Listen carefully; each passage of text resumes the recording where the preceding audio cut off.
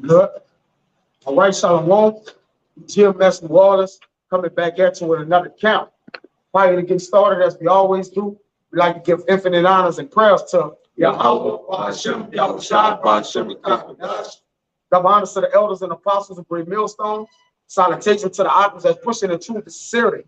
Lord willing, this video be edifying first and foremost to the whole elect, then to those that cleave to the body. And as we come in and week out, we pretty much prophesy the downfall of America, which in the scriptures they're known as Babylon, the daughter of Babylon. Okay, we have to constantly beat the point home, letting our people know that in the latter days it should be perilous times. All right, evil's gonna be increased. All right, wickedness gonna be ramped up, and ultimately, man, it's gonna be the signs of the end. So at the end of a thing, all right, it's better, but it's better for us. All right, but it's not better for the entire world, because we're going to have to endure some of the evils that shall befall the world. Because if you're in it, okay, you're going to be what? Around the evils, man. All right, but we just pray that the Lord continue to keep us planted, all right, and that he may do his thing. Because either way it goes, he set the evil there aside. Give me Proverbs 16 and 4, Bible Kashaf. There was a reason the Lord set an evil day to the side. He's gonna say it when let the scriptures speak. Go ahead. It's the book of Proverbs, chapter 16, verse 4. It says, Yahweh had made all things for himself, yea, even the wicked for the day of evil. So he created the wicked for the day of evil. And this is a thing that he made for himself. So it's inevitable that that day is going to come to pass, man. And we're approaching that day speedily, man. All right. That's why David prayed to speedily kill the wicked, man. But in order to speedily kill the wicked, the day of evil have to come to pass. And the thing that he put aside for himself has to happen, man. All right. So we know that there's a discontinuance of this age, this eon, man. All right. Because this is a domain that's ruled by the wicked, and they have set up a wicked system, man. It's systematically so wicked, all right, to righteousness have been replaced for wickedness, man. All right. The world has substituted the things which are good and right for the things which are are evil and worse, man, and bad. Okay, that was it in that. Give me that, bro. The second Exodus chapter 14, verse 16. For yet greater evils than those which thou hast seen happen shall be done hereafter. Yep. So Exodus was speaking of the things that shall come hereafter. So at the time when Exodus was preaching this, all right, he was telling you the things aforetime that was written for our learning that we should know what should befall us. Go ahead. For look how much the world shall be weaker through age, yeah, so much the more shall evils increase upon them that dwell therein. Right, because anything that has an evil root in it, it decays. All right, so now since the world was has so much wickedness in it, it started to decay or grow weaker. The statue, even our statues, our bodies, as Ezra spoke about, everything got smaller and weaker, man. All right, because evil kills. All right, it don't bring forth life. It don't spring forth life. And all it do is diminish and take away.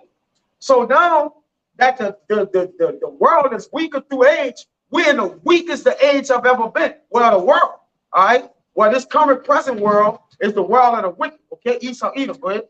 It says, for the truth is fled away, far away, and leasing is hard at hand. For now hasteth the vision to come, which thou hast seen. Right. So we hasten the vision to come, which Esdras has saw, man.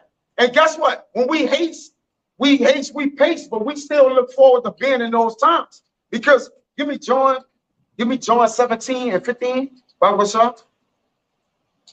Read that again out. It's second Exodus 14 and 18. It says, for the truth is fled far away. And the truth is gone. All right, at least in this, stealing. So go ahead. And still leasing is hard at hand. Yep. For now hasteth the vision to come, which thou hast seen. Right. So now the hasteth the vision to come, which thou hast seen. Which Esdras is a man of the same spirit as us, as the prophets. We those men, and we also can we can relate to Esdras in this matter because we're the prophet. We're saying the things Esdras saw, all right, in these times. So we know that the evil day is going to come. Go ahead, you want to say something? No, I would say that at least it goes with the falsehood. Yeah. And this world is all about, just literally falsehood and lies. Yeah. That helped, again, that helped decay this place, man. All right? This place is decayed. The worms are sprayed under her. You see? So what? That means this world as we know it is dying. But it's dying because of evil. And again, we're not ducking no smoke, man. All right, we know that the righteous gonna scarcely make it, and we believe we the righteous, so we gonna have to be right in the midst of that thing. As these brothers did, Kalaya and Amawad did a video on the eye of the storm. All right, you spoke about the storm, but at the end of the day, we gonna be in the eye of the storm, man. We gotta hope we get covered, which we will. Bring that out. Go ahead, make your point. Well, I was holding what you quoted that the scarcely be saved. Go on, hold it. Go ahead. 17, 15. Yeah. All right, this John 17 and 15. I pray not that thou shouldest take them out of the world. Yeah, see, the Lord was praying that we don't get taken out of this world. But go ahead. But that thou shouldest keep them from the evil. But keep them from the what? From the evil. So we gonna be here. So Jake be like, man, y'all talking about y'all want the dollar to crash as if y'all don't got the dollar. Yeah, you right, we got it. All right. But the kingdom of heaven can't come unless this present world get put down. This is no other way. And the Lord said, all these things shall befall this earth and befall you before the kingdom fall, man. Go ahead, brother. They are not of the world. Yeah. Even as I am not of the world. Yep. Sanctify them through thy truth. The truth separate us from being in the world.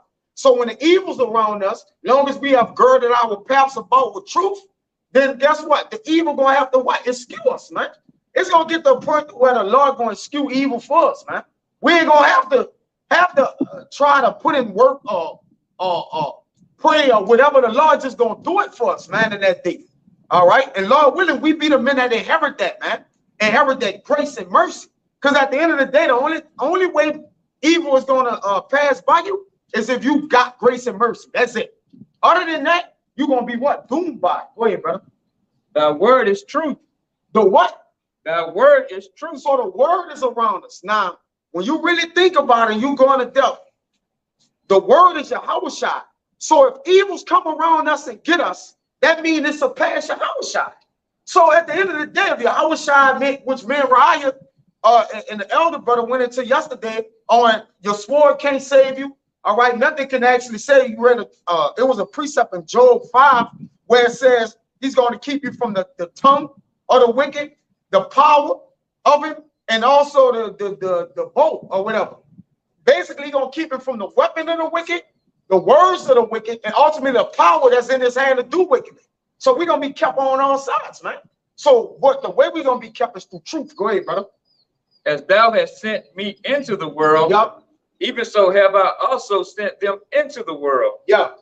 So we in the world. So as Yahushua came in the world, did not Yahushua wasn't aware that the day that he had to get persecuted for right? Didn't he know that had to come? He knew when he came, he knew the meat of the matter in which he had to come here, man, what he had to do, all right, to live. But he know that day, which, he had to go through agony, right? Suffering for the things which we was gonna get in the latter times. He knew that what he had to do this time, it was gonna be greater for him later. But he knew if he don't do it now, then he wouldn't be able to reap those things which later the Lord had set up for him, which the Lord said he had laid up for us greater treasures, man. Okay, go ahead, brother. And for their sakes, I say, let me see. That kind of was it for the 15. Yeah, just kind of going down. But the whole point was that we go praying for to not get taken out of this world. But the what? As for their sakes, I sanctify myself, that they also might be sanctified through truth. No, go up. Go up a bit more. Yeah, 15. 15, back to 15. Y'all got something? Okay. All right. All right, this is John 17, 15. I got you, man. I pray not that thou shouldest take them out of the world, but that thou shouldest keep them from the evil. From the evil. Now it's gonna be a time where we're gonna actually get taken up out of the world. When you read Isaiah, when you come up into that chambers of those different things. But right here, from when we be in the world, Yahweh had prayed that we be taken away from the evil, man. That no evil touches. Give me some rock. Go ahead, read what you got up. Give me some rock. It's First Peter's chapter 1. That's like it. First Peter's 4:17, and it reads, "For the time has come that judgment must begin at the house of Yahweh." Right. What is the house of Yahweh, man? That's the children of Israel. That's right. His sanctuary. The Lord said, Second Chronicles, that his eyes and his ears have been perpetually in the house of Jacob. Right. So this is where the Lord house at. This is where his name is at. His laws is at. Okay. This is where the Lord dwell at, especially through the men of the elect. Okay. Go ahead, brother. It reads, "And if it first begin at us, what shall the end be of them that obey not the gospel of Yahweh?" Yeah, those men who are settled on their leads, as it said about in Zephaniah. And it's gonna start with us. So we're not covered to where we ain't gonna have to go through those trials and errors like that, man. We have to go through it so we could be proven ultimately that what we stood firm in the house of the Lord. And the Lord wanted us to go through that so it could show forth his glory and marvelous praise. Okay, go ahead. Verse 18, "And if the righteous scarcely be saved, Yeah. where shall the ungodly and the sinner appear?" So if the righteous gonna scarcely be made, how much evil those men that we don't know in our lives how much evil is actually before us. Which evil is just a bad time. All right, it don't mean it's gonna overtake us. It just means it's gonna be a time period and where evil things is gonna be happening, man. All right, we gotta stand forth. We gotta not forget our Socorro, which is our help, as you speak about in Wisdom of Solomon. All right, not to forsake it's the fear or the torment of the fear to where we forget Yahweh is with us, man. Because all fear is being done by the Lord through the Lord. All right, but if we fear the Lord, it says, "He that loved me," get it where it says, "He that loved me cast out fear." Perfect love casting out fear. Go ahead. You got more? That was it. Go ahead. What you got? Yes, son. What you were just saying. Come on. Go ahead. Wisdom of Solomon 17. Yes, son. Yes, son. All right, come on. And I'm starting at 11. Yeah. For wickedness, condemned by her own witness, is very timorous, and being pressed with conscience, also forecasted grievous things. Yeah. So wickedness forecasted grievous things, which bring about a fear on the people to where they knew they was doing wickedly. So now in their mind is channeling through their thoughts that, look, I did wickedly, so whatever this is that's coming is going to what? Torment me, man. Which this whole chapter is about that. The tormenting of the mind through fear. Go ahead. For fear is nothing else but a betraying of the succors which reason offered. Right. So fear is nothing. Read it again. Fear is nothing else Yep. but a betraying of the succors which reason offered. The succor goes into help. So it means you've been betrayed by the thing you know will help you and help you escape that situation, which the Lord put us in. He's not going to give you anything, any temptation that's common to man, whereby you can't escape, as it speak about in 1 Corinthians 10 and 13, man. All right, so we have a way to escape out of everything. All right, seeing we have escaped the pollutions of the world, how much more anything else they have to come of the world? All right, altogether, it says that what? Reason offering. So the way a man reason, it says, blessed is he who mind reason upon holy things, things set apart from fear. Because obviously we do fear through the Lord, all right? But we stand firm through the Lord. Because this is the fear the Lord don't want you to have. The fear of man, the fear of being nervous and scared, all right? Or the fear of camera. Yeah, he tapering. But go ahead, I got this down. This weasel head demon, man. Go ahead, brother. Sure. Hold on before you finish it. He got that perfect fear. Because there's a fear that the Lord despises, man. And that fear is when men that's of righteousness, all right, and that believe in him, that they lose their faith or become faint-hearted. All right, the Lord have a controversy and a problem with that, man. Go ahead. Yeah, demon right here, bro. 1 John 4:18. Yeah. There is no fear in love, but perfect love casteth out fear. Right, there's no fear.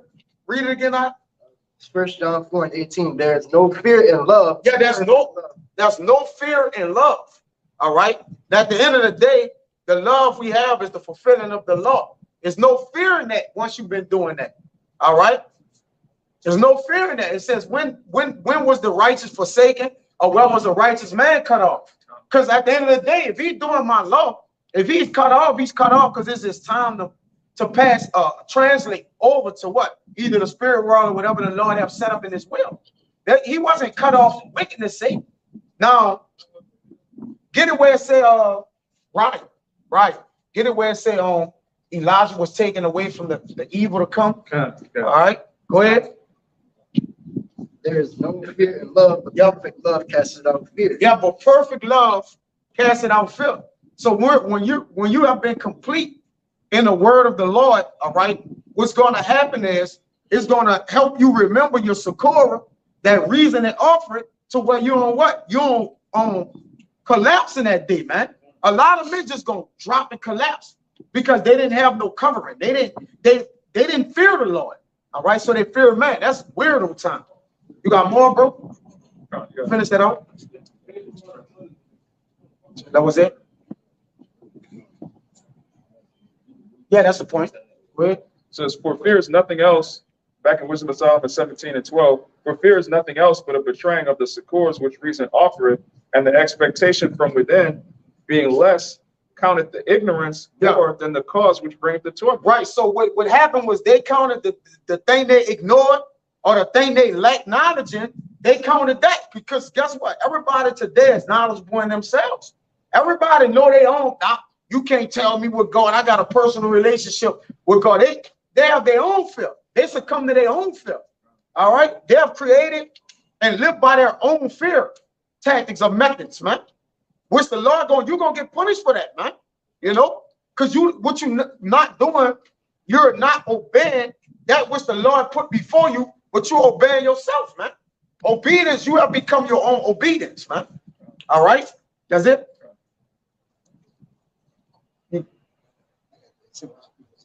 Go ahead. Yeah, that's This Sirach 33:1.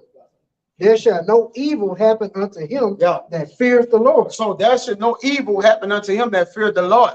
So when the Lord is saying the fear is the beginning of loving the Lord, all right, you got to understand when it's talking about how to differentiate between the fears, man.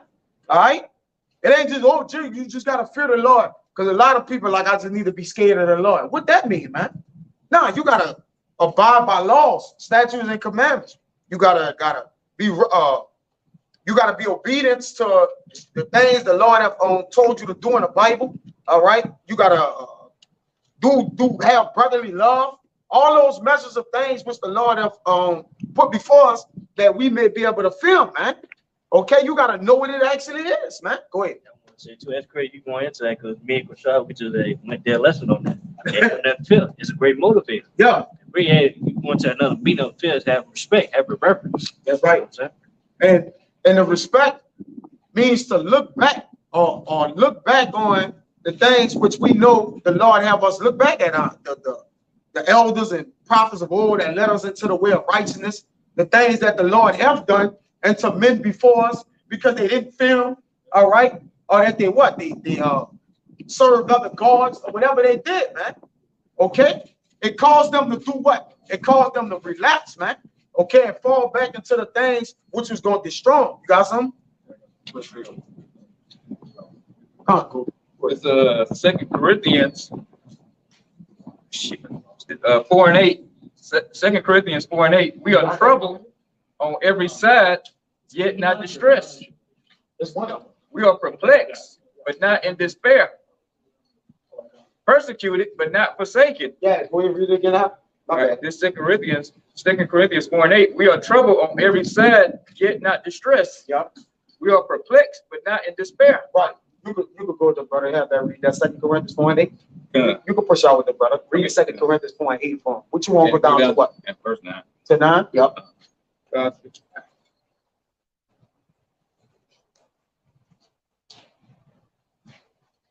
This 2 Corinthians chapter 4 in verse 8, and it reads, we are troubled on every side, yet not distressed. We are perplexed, but not in despair. Yeah, see, because we troubled on every side, man, that'll heighten your imagination to where, like, man, wait a minute, I'm serving the Lord, but there's so much trouble around me. Is the Lord with us? We don't think like that because, again, that's faint-hearted. You double-minded, and the Lord don't deal like that, man. The Lord wants you to believe in Him at all times, in all ways. All right. Now we know situations prove mental where they may get scared and different things like that. But at the end of the day, the Lord if the Lord won't scare us, He can scare us. It don't matter how much measure of faith we have. If He want to scare us, He can scare us, man. You know, we're in the flesh. We're gonna have a mortal meltdown. That's the thing you can't have. So yeah, we have mortal moments. We just can't have a mortal meltdown. Because once you melt down mortally, you done, man. Think about this, even with Yahushua, came in the flesh. He knew, like you said earlier, he knew what he came to do. Yet still he asked the Lord to take the cup from him. Yeah, it was a mortal meltdown. Exactly. Yeah, no, it was a mortal meltdown. He didn't melt down. Yeah, the meltdown is through. yeah. Once you melt down, that's pretty much it, man. That's the end of yourself. Yeah. So he had the mortal moment. Mortal moment. All right, it's not the meltdown. Go ahead. You got more. Verse 9, it says, persecuted, but not forsaken. And who was greater persecuted than Yahushua? There's not a death on earth that can even compare to his persecution, man. All right. Though yet he went to it and didn't say a word, man. All right. So if he can walk into the evil time and don't say a word, how much more of us, man? They got men that was translated from the evil time. Bring that out, right? This is Hebrews chapter 11, verse 5. By faith, Enoch was translated that he should not see death, and was not found, because the Most High had translated him. For before his translation, he had this testimony, that he pleased the Most High. Yeah, it don't say he was taken away. You would have come. Yeah, get down. Salaki, brother. That's the one I thought you had. Go ahead. Got something quick. This Isaiah 33:6. It says, wisdom and knowledge shall be the stability of thy times, and strength of salvation. The fear of the Lord is his treasure. Yeah, that's a treasure from the Lord. All right. Because the things that the Lord treasured, he holds value and near and dear to him. So the fear of him is a treasure. And those men that have his fear, all right, they are treasure to him. He gonna treasure them. Anything that's valuable, you treasure, you keep. It's something you keep near and dear. So the Lord intend to keep that near and dear to us, as long as we keep his word, man.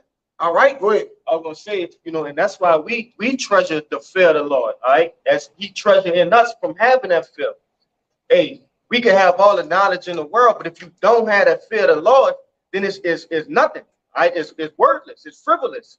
So in these times to come, that's why I said wisdom and stability shall be wisdom and stability shall be the wisdom and knowledge shall be the stability of our times. All right, it says that because what? Throughout that fear, all right, through the knowledge and wisdom of these scriptures, we gonna keep that fear. Okay, we gonna understand that persecution can't overcome us. Esau, Edom, niggas, okay, the animals of the wild, they can't overcome us. All right, and that's gonna preserve us in that time, man. That fear. That's why I say that the fear is the treasure. You got it, bro. Mind if I bring one out the back of the point you just made real quick? Yeah. This is Psalms 32.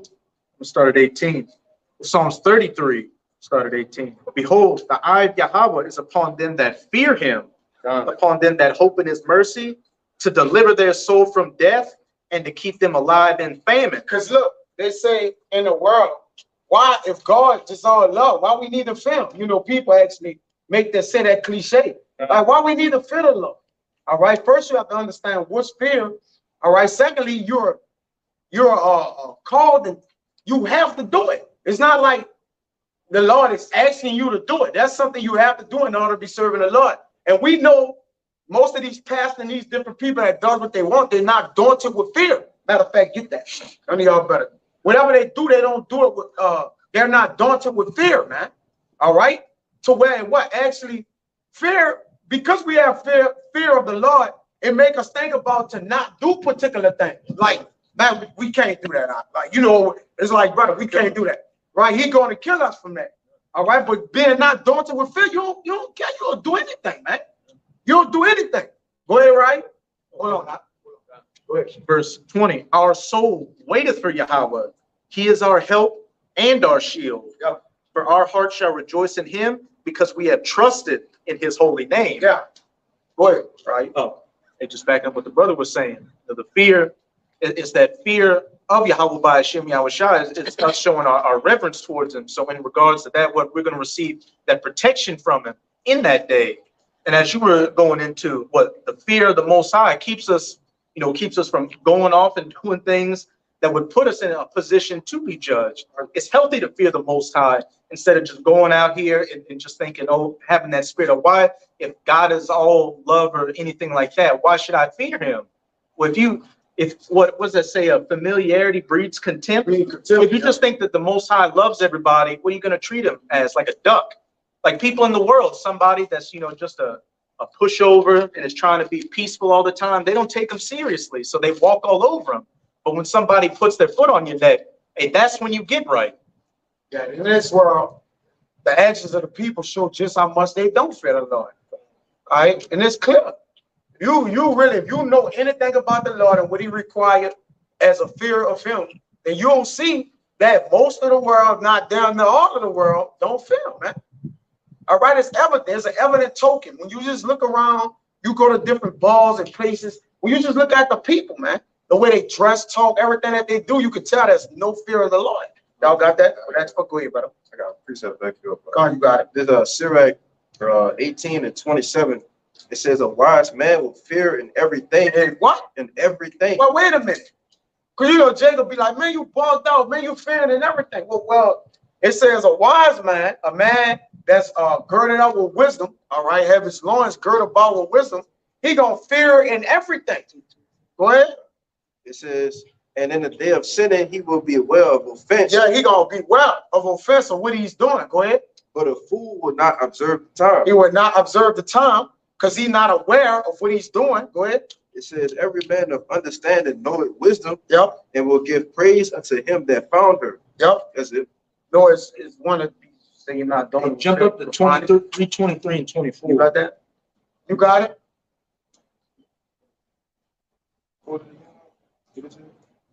Yeah, so it's not daunting fear. Hey, can I see something right quick, brother? Yeah, go ahead. It's about 30-22. Go ahead. Hey, and thinking about the Lord say he gonna do what? He gonna feed us in JT. All right, he gonna protect us. He gonna give us water. All right, and it's because of what? We know there's certain things that we're not supposed to do.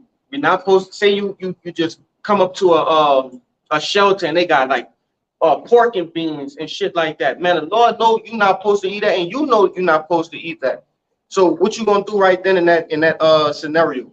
You gonna give up everything and just eat the pork and shit and just commit sin just because you don't have what you need right there? No. So the Lord know you have to eat. You know your body have to have sustenance to keep going. Hey, and those little things are gonna try you in those days, man. All right, and once you pass them, man, the Lord gonna have something ready for you, man. You know, and Jake just gotta remember that the fear is the key, man, to this whole thing we got going on.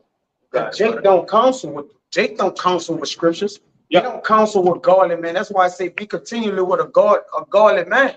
All right, that knows what to do.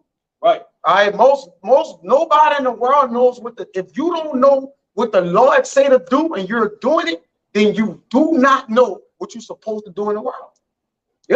We're not convinced. Like, listen, we're convinced that you do not know what's going on in the world if you don't know what thus says the Lord. All right, in the righteous manner, through the prophets of the Lord. All right, if you don't know that, you don't know anything, man. All right, go ahead. This is the book of you want the counsel? What you got? I'll just say that Sirach 18 and 27 just Oh, okay. But it says one who is wise is cautious in everything. Yeah. when sin is all around, one guards against wrongdoing. So like I said, it's cautious and everything. Like I said, you watching everything you're doing. These people around here are literally dwelling carelessly. They wander around about, not even having a care in the world, just doing whatever they want to do, whatever feels good to them. But as they say in the world, throw caution to the wind. And the wind blowing wherever it is, it just go wherever it takes. Yeah. No defense, man. At all, man. You gotta it says when you leave a hedge, a serpent shall bite you, man. So the times these people, they don't have a hedge as it is. So the serpent, I mean, they just meat for the serpent, man. They ain't table food. They just eat it. They had a buffet for Satan, got a whole buffet for these people, man. And it says it when 2 Ezra 8:50, for many great miseries shall be done to them that in the latter times have walked in great pride. And if you're naturally, if you're a prideful person, you're bold. You have no fear. You're ready to, do whatever you want because you just feel you can't be touched, and it just is what it is. Yeah, wild boar. You're a wild boy, you're a cowboy. You're confident in a plain way, man. All right? Then you can't be confident in a plain way. Not when we have of 1,000 counselors, we have but one. So we can't have a plain way, man. All right? There's one way the Lord expect us to walk in. He don't alter and move around, man. He don't change things. We got to walk according to his righteousness. Now, we can walk in there. There's liberties in there. But at the end of the day, the Lord like, look, don't go outside the statute. Don't leave this boundary, man. All right? Do as you want within what I say do, not what you want to say do. As the Lord, the world have a spirit on them that says do as they will. Man, that's the devil, man.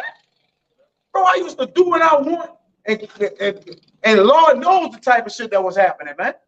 You almost be like, man, I don't think I should do what it was time I thought, like, man, I don't think I should be doing what I want. But guess what? Still went did what I want. Because I counsel with myself, man. Go ahead, brother. It's book of Sirach, chapter 32, verse 18. It says, a man of counsel will be considerate, but a strange and proud man is not daunted with fear. He's not daunted with fear. Like he said, in the latter days, many people shall walk with great pride, man. All right?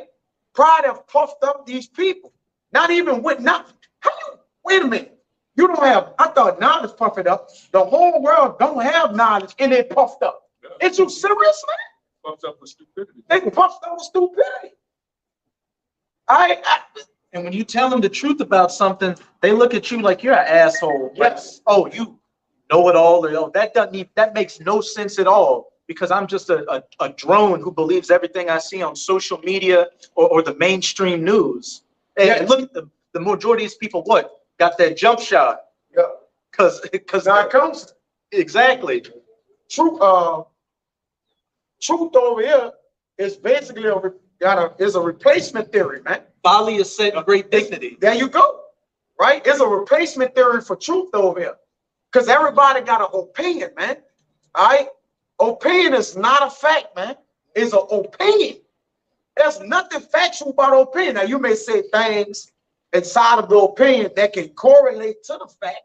But at the end of the day, a fact is a fact. Nothing need to be added to it or nothing. It's just what it is, man. All together. You can't mix nothing in.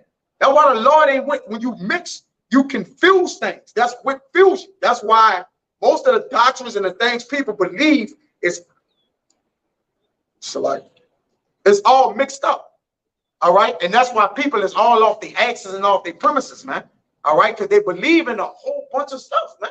See, the word of the Lord is simple. You don't have to believe in a whole bunch of stuff. Go ahead. I see you got the word. Yeah. Read that again. Sirach 32 and 18. It says a man of counsel will be considerate, but a strange and proud man is not daunted with fear. Yep. All right, I got this word daunt. Circa 1300, it says, to be afraid, fear, doubt, to restrain. You got to be restrained by fear. Fear makes you restrained from just doing anything. All right, following your own will. It says to tame. All right, to intimidate, to subdue. Basically, the Lord bring us down. Yeah. And makes us meek, which the Lord, he's nigh unto them that are meek.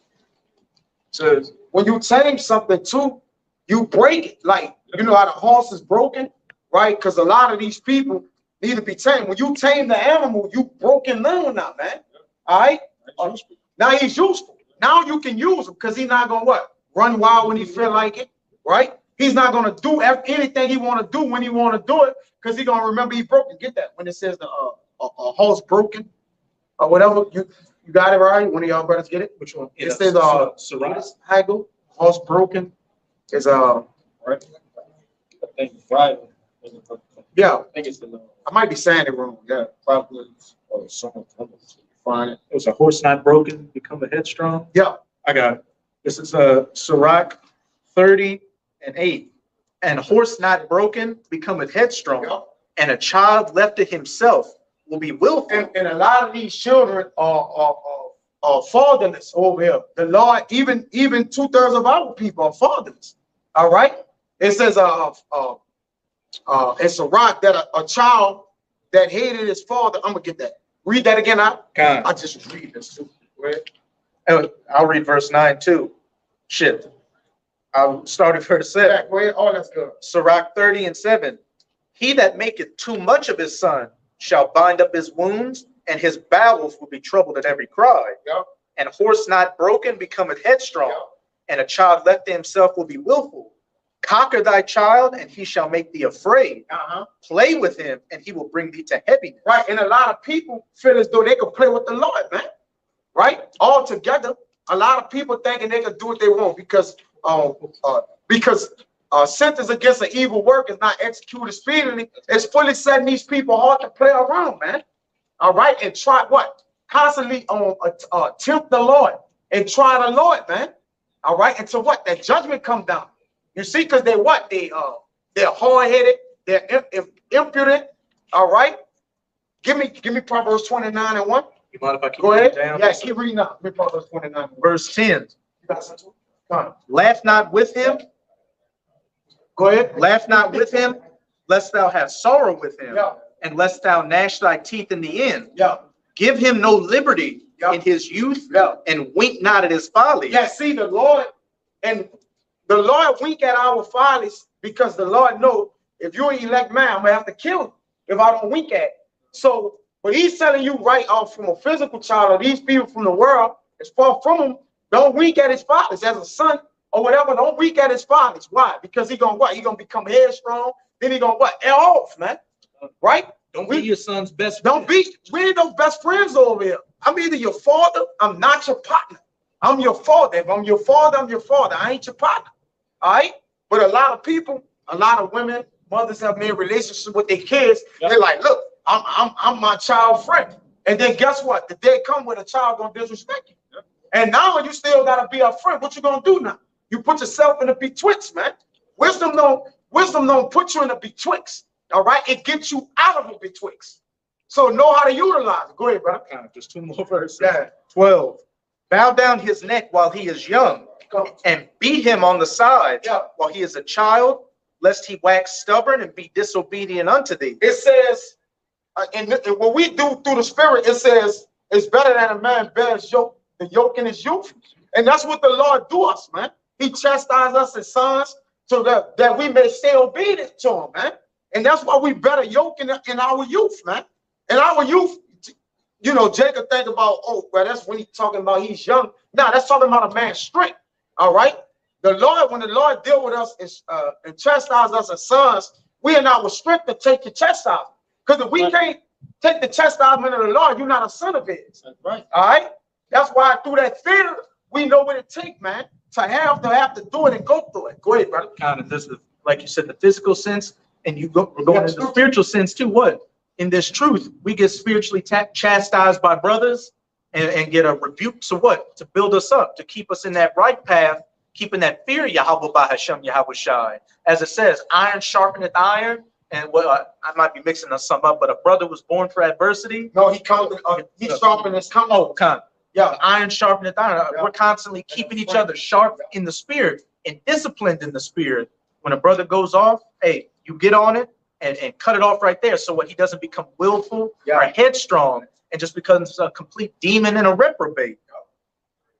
Lest he wax stubborn and be disobedient unto thee, and so bring sorrow to thine heart. Chastise thy son and hold him to labor, lest his lewd behavior be an offense unto thee. Right. So at the end of the day, we do that with our actual physical sons. All right. But the Lord actually do that to us spiritually, man. So we don't become lewd behavior or becoming of the like the people of the world, man. All right. That the Lord have a problem with, a controversy, because these people of the world, they go by their own ways, man. They live by their own rules and regulations, man. They don't give a, the people of the world, they don't know what the Lord see. Neither do they consider it, man. That's why I say these people of the law are cursed, man. All right? Because they're cursed by the thing they don't want to basically take heed to, man. And what happened to us? We was cursed because we didn't want to take heed to the law. So at the end of the day, the law constitutes us from being what? Sinning and going off. Basically, the law is set right there so we don't get an ass whipping. So when you neglect the law, the belt coming. All right? And that's why we're in a predicament we're in. But people still don't understand. Go ahead, bro. This back in Sirach 32 and 18, it says, but a stranger proud man is not daunted with fear, even when of himself he had done without counsel. Do nothing without advice, and when thou hast once done, repent not. Yeah, because now you that's a reprobate. You're reprobate in your mind, man. You're doing things on your own recounts, man. All right, what's going to cause a return? But that's what Jake don't know. Okay, when I choose to do this, Jake don't know there's a return on everything we do, whether it be good or evil. That's why the Lord say He gonna judge every matter, every secret matter, whether it be good or evil, because there's a return. He render evil for evil, because the Lord even tell us don't render evil for evil. All right, certain accusations, different things like that, render good for good. Do unto each other as you have men do unto you, not the water. All right, go ahead. This is verse 20. It says, go not in a way wherein thou mayest fall, and stumble not among the stones. Right, in a way that's we call it out here Jacob wild, Jake going the wild way, man, wandering out of the way of understanding. All right, so Jake end up in the graveyard. All right, the only thing can happen to you over here is dying. There's nothing goes past the death point. Like that's the last thing that the Lord gonna do you. He's going to kill you. All right, he's going to kill us if we don't still beat it. All right, and he's going to kill you, Jake, and he's going to kill you raw. You got that Proverbs 29? You got more? No, that was it. That's it. Go ahead. It's Proverbs 29 and 1.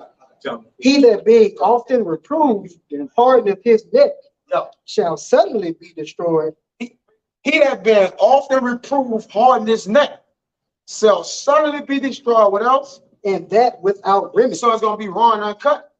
The Lord going to kill you without remedy. All right, without remedy is basically without medicine. Like it's like if you're sick or you tore up, there's no remedy for you. Meaning what? The sickness is going to get worse and worse and worse. So the Lord say He going to kill y'all worse and worse, man. It's going to be without remedy.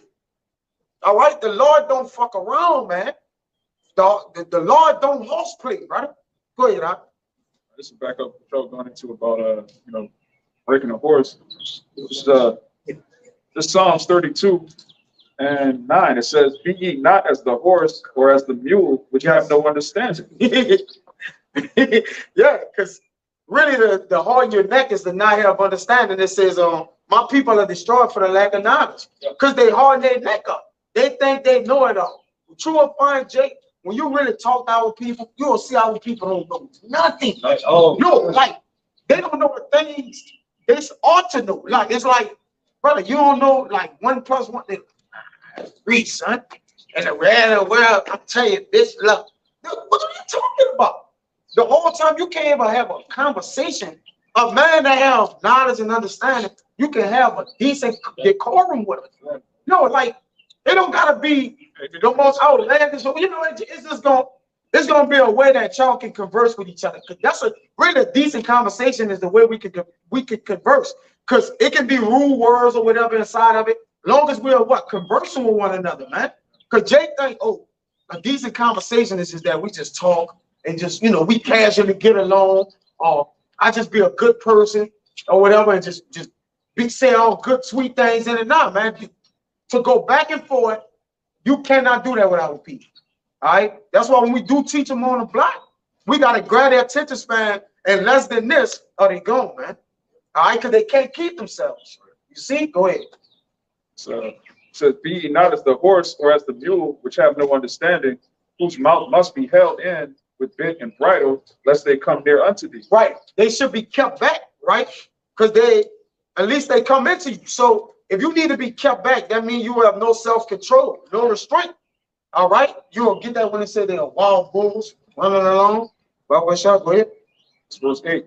I will instruct thee and teach thee in the way which thou shalt go. Yeah, go ahead. I will guide thee with mine eye. Yeah, you got it. All right, so it's like when you got a wild animal, you have to break them down to the point where they can't go astray. You got to make them useful. But we at a certain point, you're supposed to just be able to follow in the spirit. The Lord shouldn't have to kill you to make you get it. All right, you should be able to read the scriptures, have counsel with wise brothers, and make sound decisions on your own. All right, after a while, you know, the scripture speaking in Galatians about having tutors up until the time appointed. There should come a time where you just know, okay, I'm not going to eat pork. Like you shouldn't have to. No one should have to twist your arm to keep the commandments. You should read them and walk in them. And animals can't do that, man. It says, "Be ye not as the horse or as the mule, which have no understanding." And you could break down an animal. He's still not going to be able to understand reason. All right, all he understands is, okay, if I do this, master's going to hit me. If I do this, master's going to feed me. Like that's a base level. But as a man of the Lord, you should understand, okay, this is pleasing to the Lord, even if it's something that he's not going to destroy me like this second. Okay, what is the latter end? What is the latter end of committing sin after sin? Even if judgment is not executed speedily, at some point you're going to pay for sin, man. That's something only a righteous man is going to understand. You got it? Go ahead.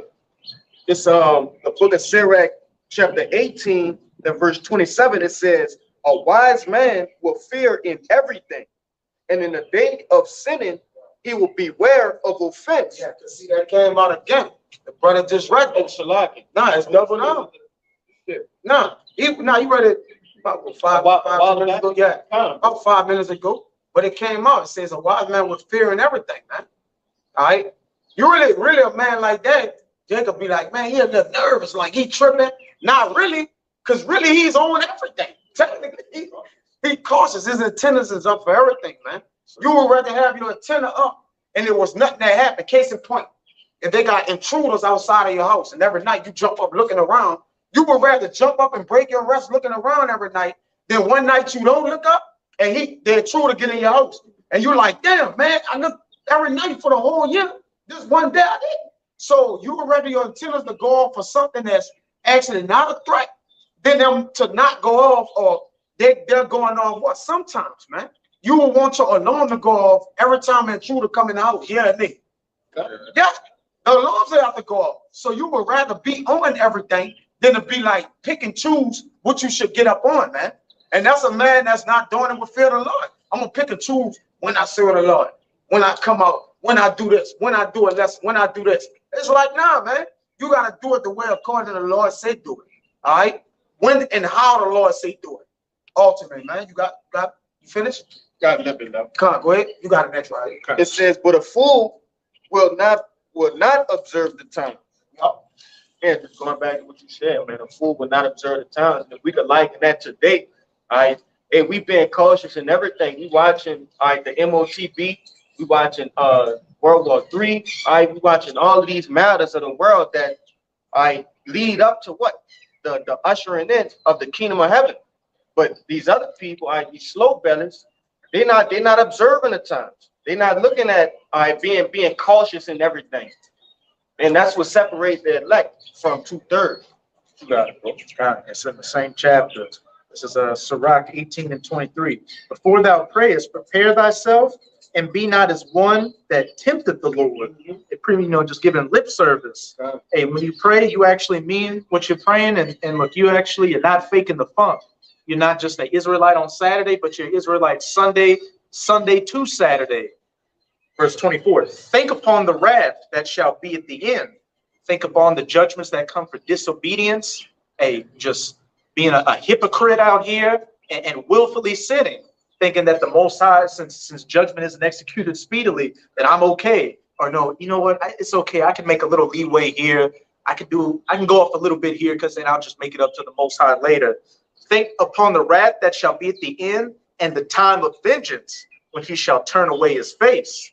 And it jumps into that 27. A wise man will fear in everything. And in the day of sinning, he will beware of offense. And you constantly got your spiritual guide up, not doing your best not to make any offenses out here. Because that one offense you may think is little, that could be the very same day that the Most High punches your car and sends you to the spirit world. That's right. Hey, give me probably 24. Feel like respect. Yeah, it is respect. Respect what you feel like. Yeah, it's to look at it though. But because Jake don't know what to look at or what to fear. So the Lord gave us something to actually look back at. Like we know how to inspect fear because there's something for us to look at. We got the law, right? We got examples, accounts of the scriptures. So we actually have something to go back on. A man that don't fear, he don't have nothing to look back on. All right? He don't know what to look up to or look down to. Like he just don't understand what's around him. To look at something meaning you're acknowledging what it is what's around you or what you're looking at. Jake, without fear, don't even acknowledge nothing, man. They don't even acknowledge themselves. They don't trust themselves. Nigga trouble his own flesh because he don't respect nothing. When you're a nigga like, man, I don't got no respect for nothing, all right? That means you're in a large way. You're already a wicked man just speaking out the side of your ass. You really don't respect yourself, man. Because a man, well, we have learned in the scriptures, brother, we're going to have to gain respect for things, man. All right? We have to display a level of respect for the Lord, ourselves, kids, brothers. So it's like we can't be out here like we don't respect anything, man. That's not even, when you start to think about that, that don't even come out of our mind, man. We think about more things we can respect. It says even respect those that's not even at peace with you. Right? So how much more your own self, man? All right? Jake don't even respect the rules of the game. They don't buy by. All right? Them niggas cutthroat each other and shit like that, man. Snitching. All right? Jake just respect the moment or whatever the moment calls for him to have to do, he do it. Whatever I feel like doing. So when you don't have respect, you do whatever you want. To the truth even teach you how to have respect for these heathen kingdoms, man. Exactly. Because they set up by the Lord. No. Jake will be so-called woke and conscious and read all these books and not know that Esau was set up by the Lord. So they'll be like, I know my rights. Yeah. That Moorish shit. That I'm gonna get my paperwork and become sovereign. Now you in the car arguing with a cop because you don't know that cop is set by Yahweh Shem Shai. Right. Romans 13. All right. Yeah, they don't understand the thing that's above or the Lord, which is above, because you got certain laws and things the Lord did that's it's just above the average man. He wouldn't understand, like, because maybe like, man, why would the Lord put the wicked in man, this is for you, this is will. It's like Jake, like, man, you are right, brother, you are right with that Bible. And the Lord said he got Esau in control. What kind of God is this, man, brother? Look. First of all, we ain't emotional about it. And secondly, what could we have really done? If I can't do something about something, I'm gonna leave it alone. If I can't beat it up, you know, and I just really, cause that's like really the last thing a man can go to is beat it up or violence, right? Cause that's what a man really won't get to. Cause we men of war. The 12 tribes, we are men of war. So if I'm arguing or doing whatever, even work with your woman. I know I really can't beat my woman up, right? Because really being your woman is like beating yourself. In a way, you ain't got brothers to yoke her up and, you know, get down. A possession wise, I'm not telling a man what to do with a possession, but if you beat your woman here, you're going to go to jail. So, okay, if we get in an argument, the most I can do is stop arguing with you. That's the way I'm going to win the battle.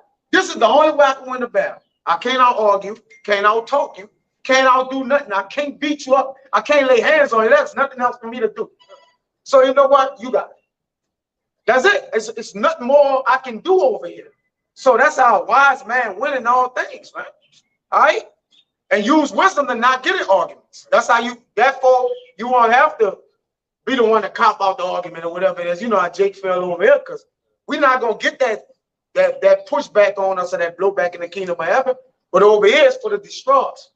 It's for us to interact in that shit, then go to jail, then what? Now you're out the truth. It's simple. Everything is set up. Satan is doing everything he can. He's getting on everybody he can near you or whatever it is to what? Destroy you. It's all about you at the end of the day. Because we serve the Lord. We serve the thing. Get it where it says, my wisdom is from above, and they are from beneath, which the wisdom that we have is first pure. Get that in James, where it said the wisdom from above is first pure. Then there should be like one in somewhere down there. All right. But go ahead with the I think brother was holding something before that.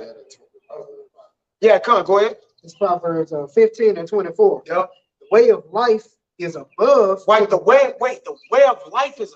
Say it again, bro. Say it again.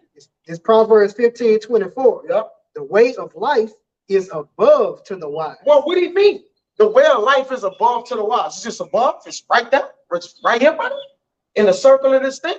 No, you gotta dissect that. The way of life is above to the wise. So that's the wise man. The way above, when you look into it, it's the spirit that's from on high. It's the word, the understanding, which we get from the Lord. Go ahead, bro. That he may depart from hell beneath. So this is how we depart from hell beneath. All right? And hell is a condition. So Jacob be like, man. So he's saying, if we look above, we're going to not be on fire no more down here in hell. That can't be that, man. All right? So ultimately what that means, the way above, read it again. Then we're going to jump to that. You got it? Yeah, go ahead. It says the way of life is above to the wise. Right. What's above this world?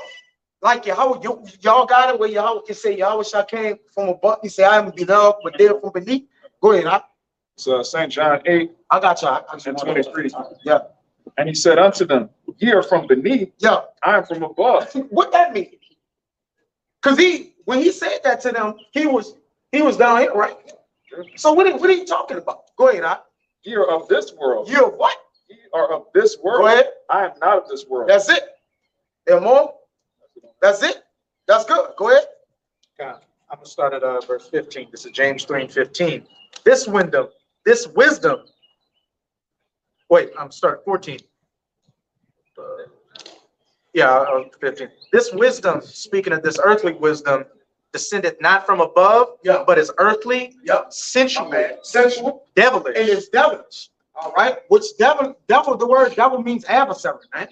They don't get bent all up out of shape. Like you read, it says the way is when we look above, it's from hell beneath. Read it again. It says the way of life is above to the wise, that he may depart from hell beneath. That he may depart from hell beneath. Go ahead. Right. Verse 16, from where envying and strife is, there is confusion and every evil work. Yeah. No, read the first one first. Okay, That's devilish. This wisdom descended not from above, Yeah. but is earthly. It's talking about the wisdom that Jake have here, opposite of what Yahweh Shah said. Go ahead. Sensual, Yeah. devilish. It's devilish. Go ahead, brother.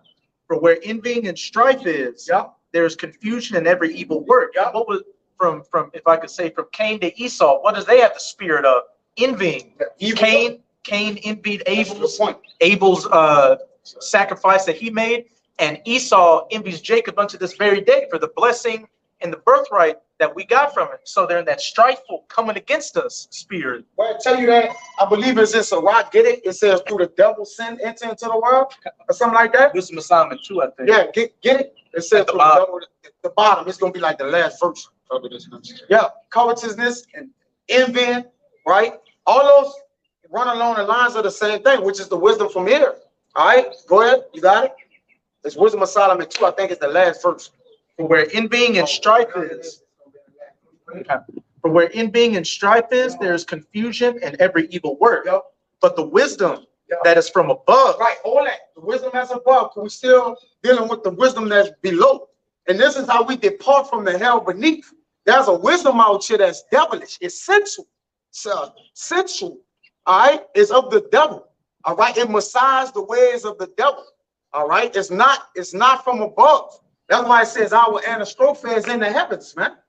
All right. If we're not actually in the heavens, then what does that mean? Our behavior, the way we think, our will, the will of the Lord, the righteous way. All right, that's the way we're manufactured. Go ahead. It's Wisdom of Solomon 2:24. Nevertheless, through envy of the devil, Do what? through envy of the devil, What? came death into the world. Came death. And they that do hold of his side do find. Do find it. So we trying to depart from hell, Denise. Then they got the devil of this world grabbing hold of everybody they could grab hold of. Brother, Bible said, give me 1 Timothy 5 and the very last verse, 23. If I could go in real quick, what does sensual go back to? Your senses, your sight, smell, touch, all that. And this based on the flesh. And this whole society is based off of pleasing the flesh, pleasing your emotions, being sensual out here. Hence why these people are doing everything clean contrary to the scriptures, pleasing their own flesh, because they're proud, they're arrogant, they're boastful. They got that now they're full of envy and strife with that wisdom, which is not wisdom because it's from beneath, not above. Which is the wisdom, knowledge, and understanding of Yahweh Hashem, Yahweh Shai. And the people that has that wisdom of the world that they believe, all right, it's really it's wisdom of wickedness, which is not wisdom. All right, that's why he says it's sensuous, because in what they have taken over the smell, and they have taken over the 5 operations, which when you go into them 5 operations in Sirach 17, that's what actually separates you from the world and with the Lord, because the spirit is on you. When you got those operations, the interpretation and the cognition thereof, you got it? No, I have something. Go ahead, get busy. This Jude chapter 1, and I'm gonna get straight to the point in 19. It says, "These be they who separate themselves sensual, having not the spirit." That's sensual, having not the spirit, because what their senses, they don't have the get that on Timothy where it says them that they have the senses exercised, discerning good from evil. They can't do that because now the operations in which they senses that they have, they don't know how to work it within evil. I mean, work it within good. All right. So now if you ain't doing good, you only can do evil, right? Jake be like, "Well, I'm just a good person." My daddy told me that on the phone. He's just like, this kind of represent a good person, son. Somebody that just do good, it speak to everybody, say excuse me. I'm like, nah. I told him the only thing that's good is that which is of the Lord. The Lord said, "Hear, O thou, what is good. Hear, O man, see what is good." When he said that, he shows you what's good, right? Mercy, judgment, different things of the law. Like a good person to the Lord gonna keep the commandments of the Lord. He gonna do what thus says the Lord. Other than that, you're not a good person in life. It don't matter if you felt, you gave everybody a fair shake. You open the door for old ladies, right? You speak every day, morning, noon, and night. You go under the bridge and give a bum food. That's not a good person to the Lord. All right? And you're gonna be ashamed when you find that out. You're gonna be like, "Damn, Lord, I thought I was doing a good deed." Now the Lord good deed, he requires something else. Hold on. I got you, bro. Go ahead. This Hebrews chapter 5, verse 14.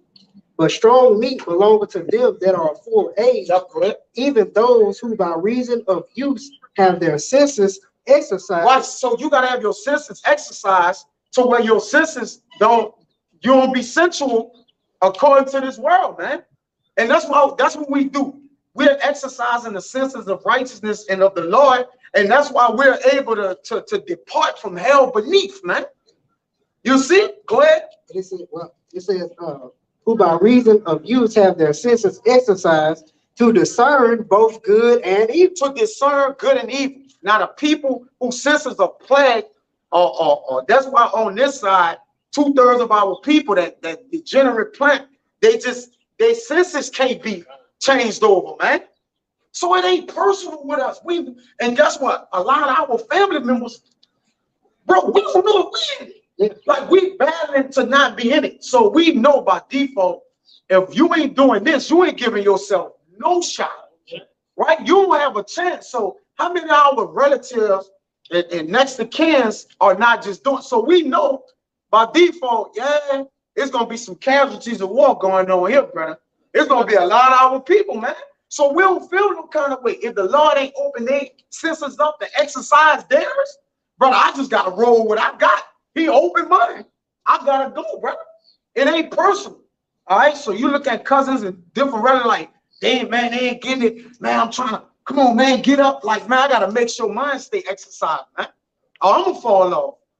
If there's more, what you got? With that Second Timothy. Yeah, go ahead. And Got then, some on that. James. yeah, then I'm gonna let Kalai get in. Stay right there before we get to the above, the wisdom that's above, because I wanted to thoroughly explain what it means by down here and above, which brought it out, in Proverbs 15 and 24. I would rather Zah was, it was able to be understood all the way, man. Go ahead.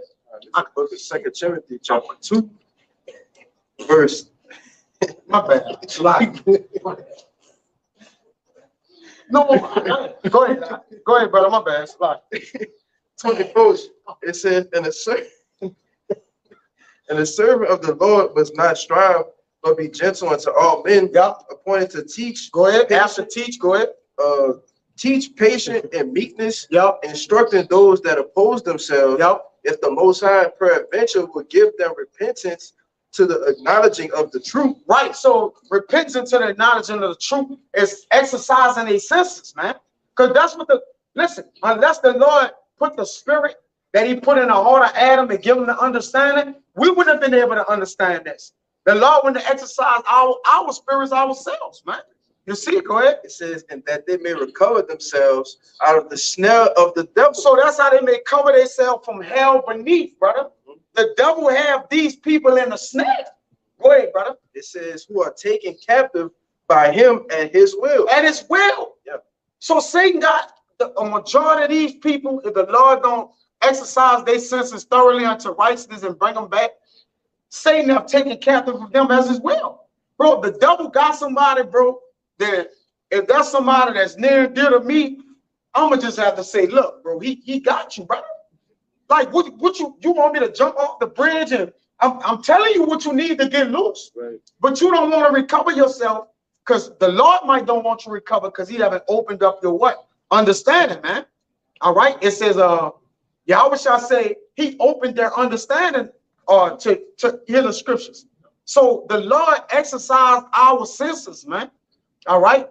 And gave us the interpretation with the cognition thereof, man. Get cognitive, to be cognitive in a online etymology. And you done? Yeah, that was it.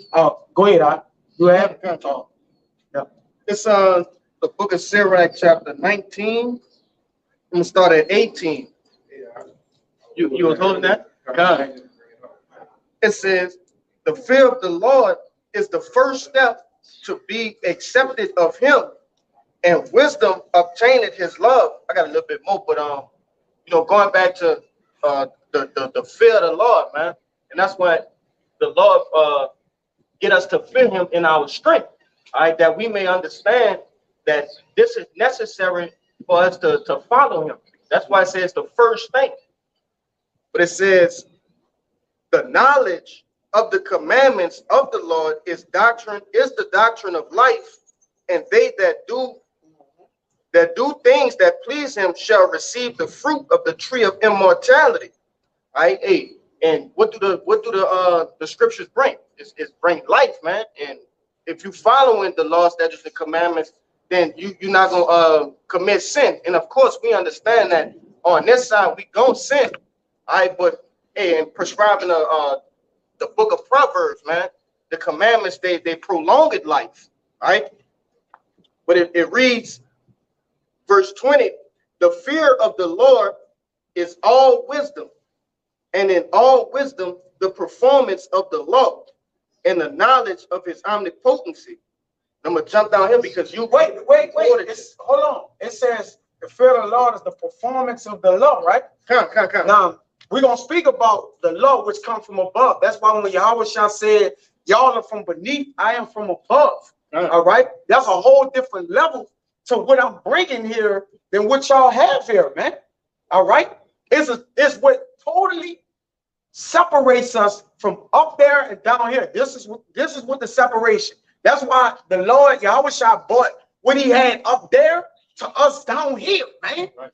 All right, that we may escape. Go ahead, brother. And I just, because you quoted this earlier, this is He came with the law, man. Go ahead, jumping down that's perfection, bro. Go ahead. to verse 22. It says, the knowledge of wickedness is not wisdom, Yep. neither at any time the counsel of sinners prudence. Right, and the knowledge of wickedness is here on earth, man. That's right. All right. Esau did not Solomon saying Ecclesiastes that he saw that wickedness was in the earth. Yeah. He saw that, man. All right. So wickedness is here. Wickedness is not in the heavens. It's spoken of by evil spirits. Then it's brought down to where it may be performed at. So the heavenly knowledge from above, which Raya is about to explain, and that James, you still with me, bro? Come on. All right, it's completely different. It's no wickedness. It's gonna say it in there. Go ahead. It's gonna say it. One more line. It says, verse 23, there is a wickedness and the same an abomination, and there is a fool wanting in wisdom. And because what? These people, they want to have wisdom, but it's not given unto them. The Lord didn't massage that in their senses. You know, It said the eyes shall want to see the light. You probably could get that for me, Amawad, but they just really can't get it. The eyes shall want to they see the want light. it, Yeah, they just can't get it. yeah. And because some like you said, it says but the wicked shall not understand. Think that what is that's Daniel or something like that. It says that the wicked shall not understand. Now, Jake be like, oh, okay, that's the actual wicked, but really it go for 2/3 of our people. On this side, the wicked our people ain't gonna get it, brother. They got men who have tried, open the books and look like going after it, brother, but the Lord ain't give it to them. All right, come. Go ahead. You got it. You got it. Go ahead. So, I got you. Sirach 3, I'm gonna start 24. It says, "For many are deceived by their own vain opinion, and an evil suspicion have overthrown their judgment. Without eyes, and thou shalt want light. Yeah, without eyes, what? Thou shalt want light." Right, because at the end of the day, last I checked, everybody got eyes, man. You only got a few people blind, whatever. So it says, without eyes, thou shalt want light. Go ahead. Profess not the knowledge, therefore, that thou hast not. Right, so they don't have the knowledge we have down here. All right, we're professing the knowledge that comes from above. That's of Yahushua. All right, the same sound doctrine, man. Okay, go ahead. A stubborn heart shall fare evil at the last, At the last, yup. and he that loveth danger shall perish therein. He gonna love because a man with earthly wisdom, all right, as such as evil wisdom, a knowledge of wickedness, he's gonna perish by danger, man. The danger that he gonna set himself up for, something gonna eventually overtake him. Now he may escape out a couple things. And you see that with wicked nigga. Nigga get shot at more. They got some niggas that escaped a lot. He got shot, escaped a couple shots, stabbed, lived, and he thinking he like, I'm good, the Lord with me. But not so, right? Because why? Eventually the Lord still kill him, right? Then you let a dog bite him or a spider bite him, and then he died. And James like, what happened? Oh, he died by a spider bite. You see? So the danger that we're gonna overtake him. Go ahead, Al. That was it. Just real quick to back up, because he had said in that Hebrews that those that oppose themselves. Yep. This Proverbs 8:36, it says, "But he that sinneth against me wrongeth his own soul." Troubling himself. You're opposing yourself. You trouble your own. It said they that sin are enemies to their own life. And Toby, man, you're an enemy to yourself, right? Go ahead. And all they that hate me love death. Love death. So that's the only way to not have this knowledge is to hate the Lord. And it ain't personal, brother, because it ain't like you said, most brothers, some brothers wasn't even looking for the Lord. So you can't say it's personal. Nothing you could do it. It's not of him that called it, but of him that run it, but it's of the Lord. So if you don't have this knowledge, you hate the Lord. The Lord hates you. He hates you. Go ahead, Ryan. Bring it out, brother. This is get y'all precept. You got that Daniel still? Come on, go ahead. This is 2 Corinthians 4:3. But if our gospel be hid, it is hid to them that are lost, in whom the God of this world hath blinded the minds of them which believe not, lest the light of the glorious gospel of Hamashiach. No, I want the James. Huh? Oh, I was getting the one I had. Okay, the James? Get that after the James. Okay, this is James 3 and Because 17. you can bring it out once I explain what it is. Yeah, I just Okay. behind that. Go ahead. But the wisdom that is from above is first pure, then peaceable, gentle, and easy to be entreated. Right, so easy to be entreated. The priest Amawai went into it where it says these things are plain unto the holy. So the wisdom from above is easy to be entreated, man. All right. It's easy to understand. Those that find knowledge is easy to understand. Okay, but it have to be from above. The spirit of the Lord got to be working with you. You have to be quickened, my man. You got to be quickened, you know, right? You got to be what? Made alive. Okay. And down here, we know men are decaying. They're in these decrepit bodies. They're not made alive. The spirit of the Lord haven't entered into them. Okay. That Ezekiel. Okay. That spirit haven't fully came and give them skin and sinews, right? It didn't what? Make them whole yet. All right. Go ahead, brother. But the wisdom that is from above is first pure, then peaceable, gentle, and easy to be entreated. Easy to be entreated. Go ahead, brother. Full of mercy and good fruit. Full of mercy and good fruit.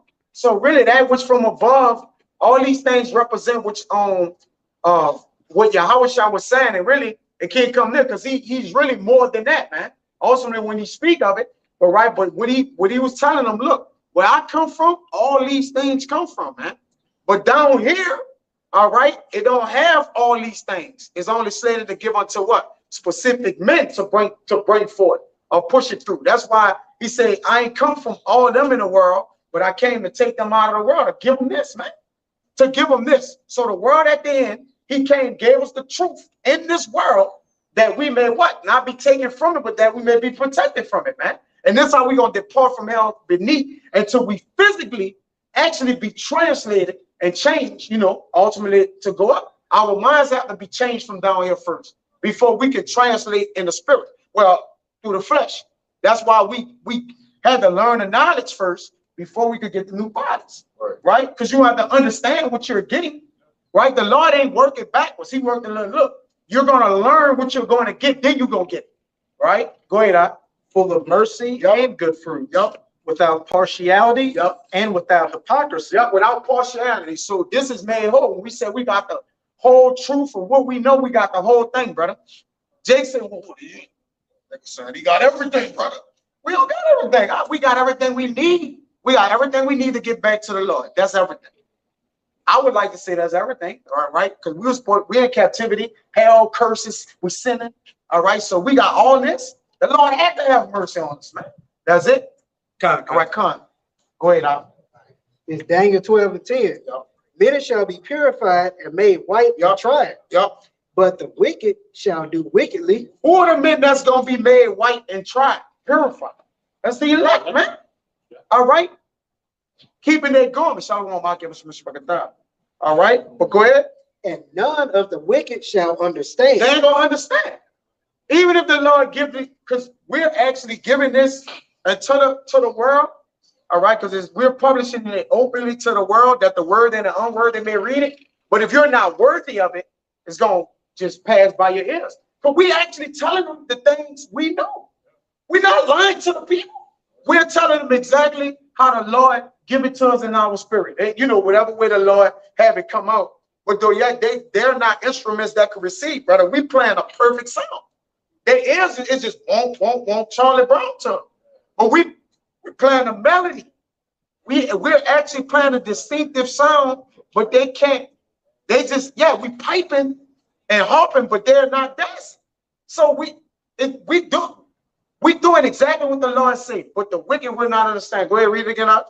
It says, many shall be purified and made white and tried, but the wicked shall do wickedly, and none of the wicked shall understand. So they ain't just talking about, that's talking, obviously, we know that's the actual wicked in the other nations, right? But when it come down to them understanding, he didn't put understanding in them. So what do you mean by none of them, they're going to do wickedly and not understand it? The wicked shall not understand. That's 2/3 of our people, man. They're not going to be able to understand, man. So really, that's universal right there. All right? Because why? They have chosen wickedness instead of knowledge, man. Mind if I bring up that current? You got it, brother. That was it. Me, y'all, brother, bring out what y'all got. Okay, go ahead. I got that word entreated that he read in the James. Yeah, bring it out there and let him get it. Quick to bring it out for you. This G2138, and it says easily obeying. Yeah, easily to obey and complying. Yeah, because the word is simple. All right. To those that get it, like It was easy to get with this. Actually, you know, our brothers out, we remain with it because to get with it and not remain is it was totally for naught. So when we actually started to do this, myself and brothers got their own personal testimonies. It was easy to get with this. It's like, hold on, that's helping me.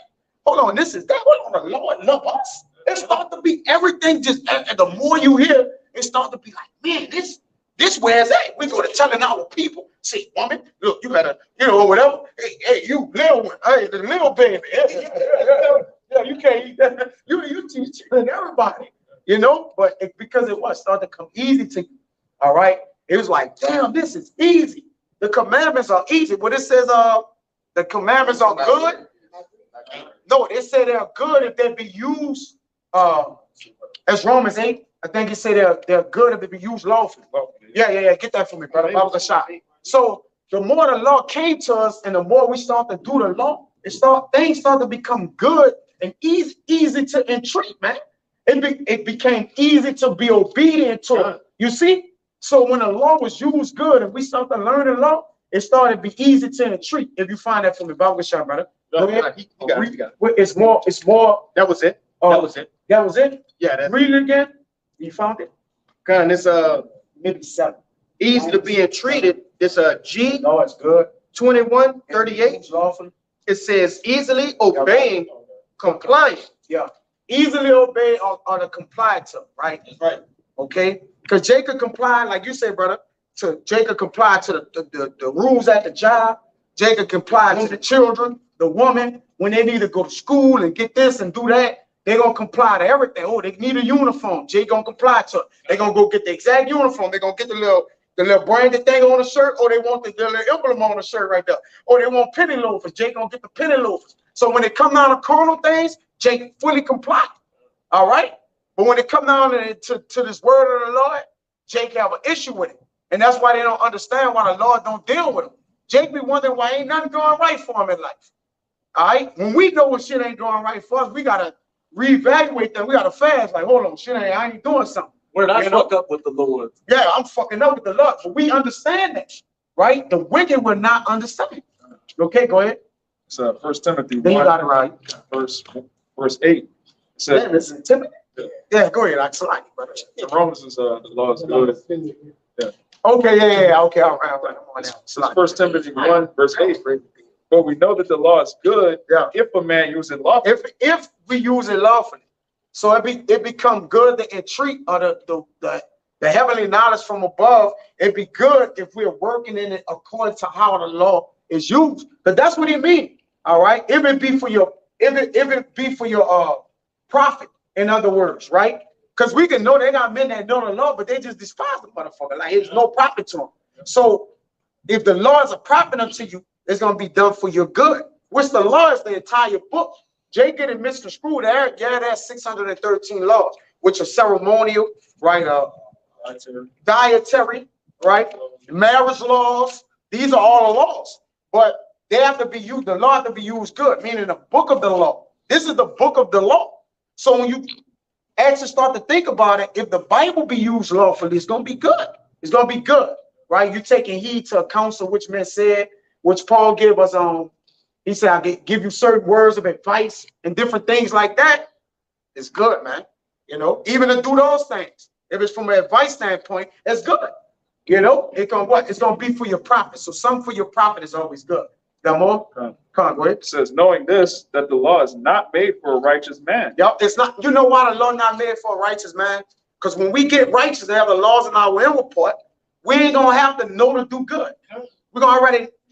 You're just gonna do it. The law was made for men that are wicked. Yeah, go ahead, brother. Knowing this, that the law is not made for a righteous man, Yeah. but for the lawless and disobedient. For the lawless and disobedient, man. All right, that's why we can't wait to have the laws in our inward part. We don't want to have to tell our neighbor to not do the law. I mean, to know the Lord. All right, we getting blue in the face, Jake. We don't keep coming out here telling you to do right, man.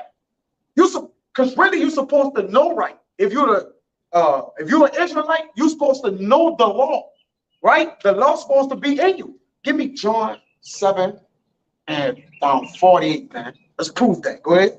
But for the lawless and disobedient, for the ungodly and for sinners, for unholy and profane, for murderers of fathers and murderers of mothers, for manslayers, for whoremongers, for them that defile themselves with mankind. That's what the law's for, man. Yep, that's who the law's for. Faggots and, you know, all these misfits, all right, or these pastors. You know, this is what the law's for. That's why, at the end of the day, the Lord basically, he gave us grace from the Lord, right? All these other people that's not in a good, these are the Lord, they don't get grace from the Lord, brother. Think about it. Those people that sinning is going to be added unto them. The people that's of the Lord, he's going to take them away, right? That's all he's doing. The men that's of the Lord, he's taking the law. When they do fall short of the law, he like, look, grace is in place, right? So with that grace being in place, they're not what? Consumed. But the men that sinning and don't know the Lord, 2/3 of his people and the wicked, there's no grace for you. All right, you finished? Go ahead and read that. John 7:49. The book of John, chapter 7, verse 49, it says, but this people who know it not the law are cursed. They what? Are cursed. The people that don't know the law are cursed, man. We know the law. So by default, we have the curses on us, brother, but we got grace from them. All right? These other people, that the curses just on them, hammering. They getting hammered by the curses, man. They getting overwhelmed. And they don't know why. That's why I said the people reiterate it. John 7:49. Yes. It says, but this people who know it not the law are cursed. So you know by default, the other nations are automatically cursed, right? And really only our people are them supposed to know the law. So they curse if you don't know the law. We know our people are cursed because we tell them, hey, you got curses on you. They like, y'all don't know what y'all talking about. Y'all, you got curses on you, bro. Bro, come on, bro. You clearly cursed. Why you don't know the damn law? That's it. Go ahead, Doc. Right. Oh, we'll skip it. All right. Huh? I got one for you. What? It was one you had. Yeah, we went off the. It passed? We keep hopping on it and hopping on. My bad. Sorry.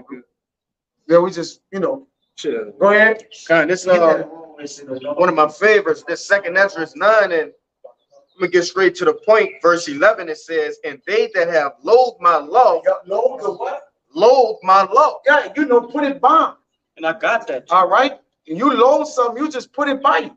You lackadaisical, you slothful, and you just like, man, look, at the end of the day, I'm trying to do this, man. Yeah, you wag the hand at. This is what it says. Right. Google definition. It says to feel an intense dislike or disgust for. Yeah, you disgusting with the law of the Lord. All right. That's why you're a damn homosexual. Right? Because you gotta be disgusted with what God said. Man, God gonna give us a law that we can do whatever we want. They never said that. It's not a Bible. It's not a Bible and a scripture in the Bible that says we can do whatever we want. Show me that now. Show that to the Lord and he'll pardon you. I thought he was gonna be able to do that. Right? Go ahead. I actually say something complete contrary to that. Exactly. I have not given any man license. That's completely contrary to the do as thou wilt doctrine. Yeah. But I got a little bit more. It says, and they that have loathed my law while they yet had liberty, and when as yet place of repentance was open unto them, understood not, but despised it. So they understood not the law or the liberties, and so they despised it. It says, the same must know it after death by pain. Favorite verses. Go ahead. That's hey, man. Brother crazy right there, bro. But no, and because of your disgust and your lack of understanding and your lack of not wanting to understand, you're gonna be destroyed. And it's not gonna be no easy thing either. Like the brother read earlier, it's gonna be a raw destruction. What it said in the scripture. Without remedy. The destruction gonna be without remedy. Uncut, basically. That's right. It's gonna be raw, man. And that's what we coming up to, man. Real quickly. You see judgment day in and day out, but It's gonna be a time of utter judgment. Judgment gonna be in the earth, front and center. What you got? It's the book of Proverbs, chapter 1, verse 25. It says, "But ye have set at naught all my counsel, and with none of my reproof. I will also laugh at your calamity. I will mock when your fear cometh. When your fear cometh as a desolation, and your destruction cometh as a whirlwind, when distress and anguish cometh upon you." Just backing up what you said. The Lord gonna mock you. He gonna laugh at you, man, because you had the opportunity. You know, you fanned the hand like the brother brought out. You said at naught all the counsel of the Lord, man. You had the opportunity. But now it's just gonna come to a time when judgment's going out, and you're gonna be trying to find and look for the Lord, but he's just gonna be laughing at you, man. I got It's another one backing out of it's Zechariah 7 and 11. It says, but they refused to hearken and pulled away the shoulder and stopped their ear that they should not hear. When you think about it, you put grab on the shoulder.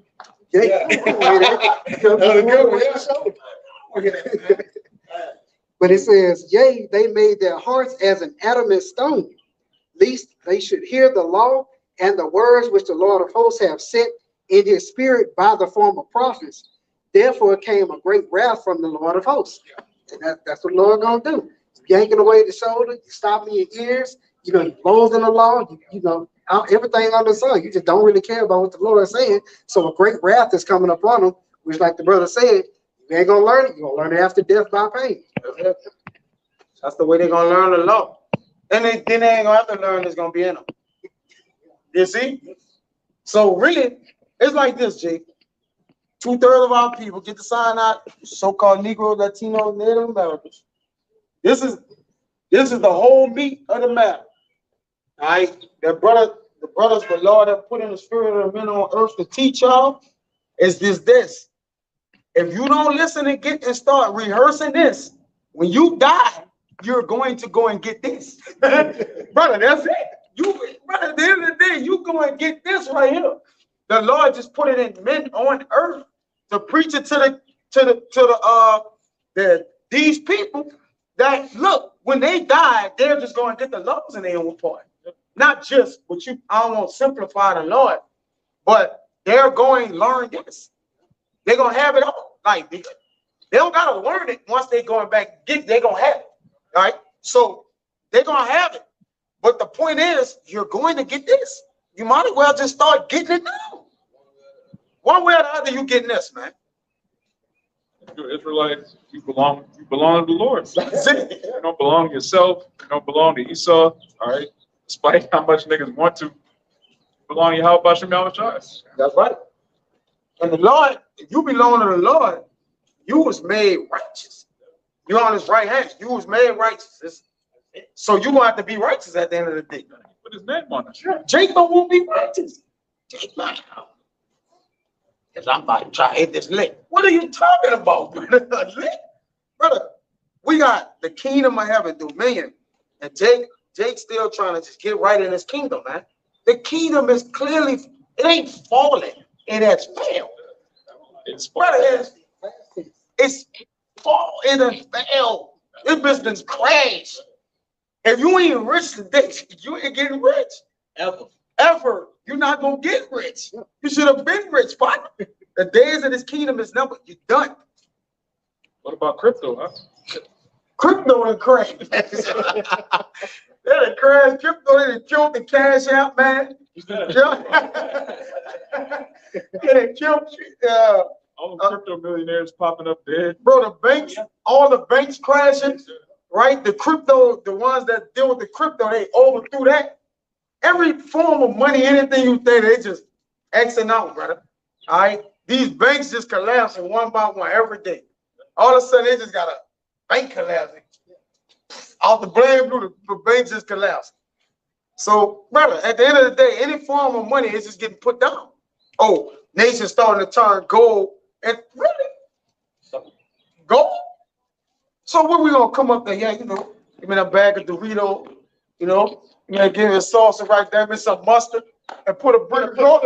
Right there. Jay crazy. We're moving into gold. I'm telling you, one stack of gold up. get in the store with some Doritos, Swish and Sweet. What are you talking about? You gonna put a half a thing of gold up there? Jake, just brother, listen, the silver and the gold, all that's been overthrown in the street. Nothing.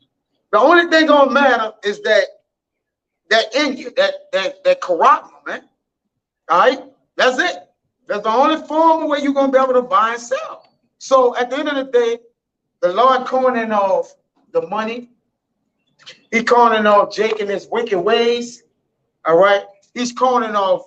I said any careers, anything you have.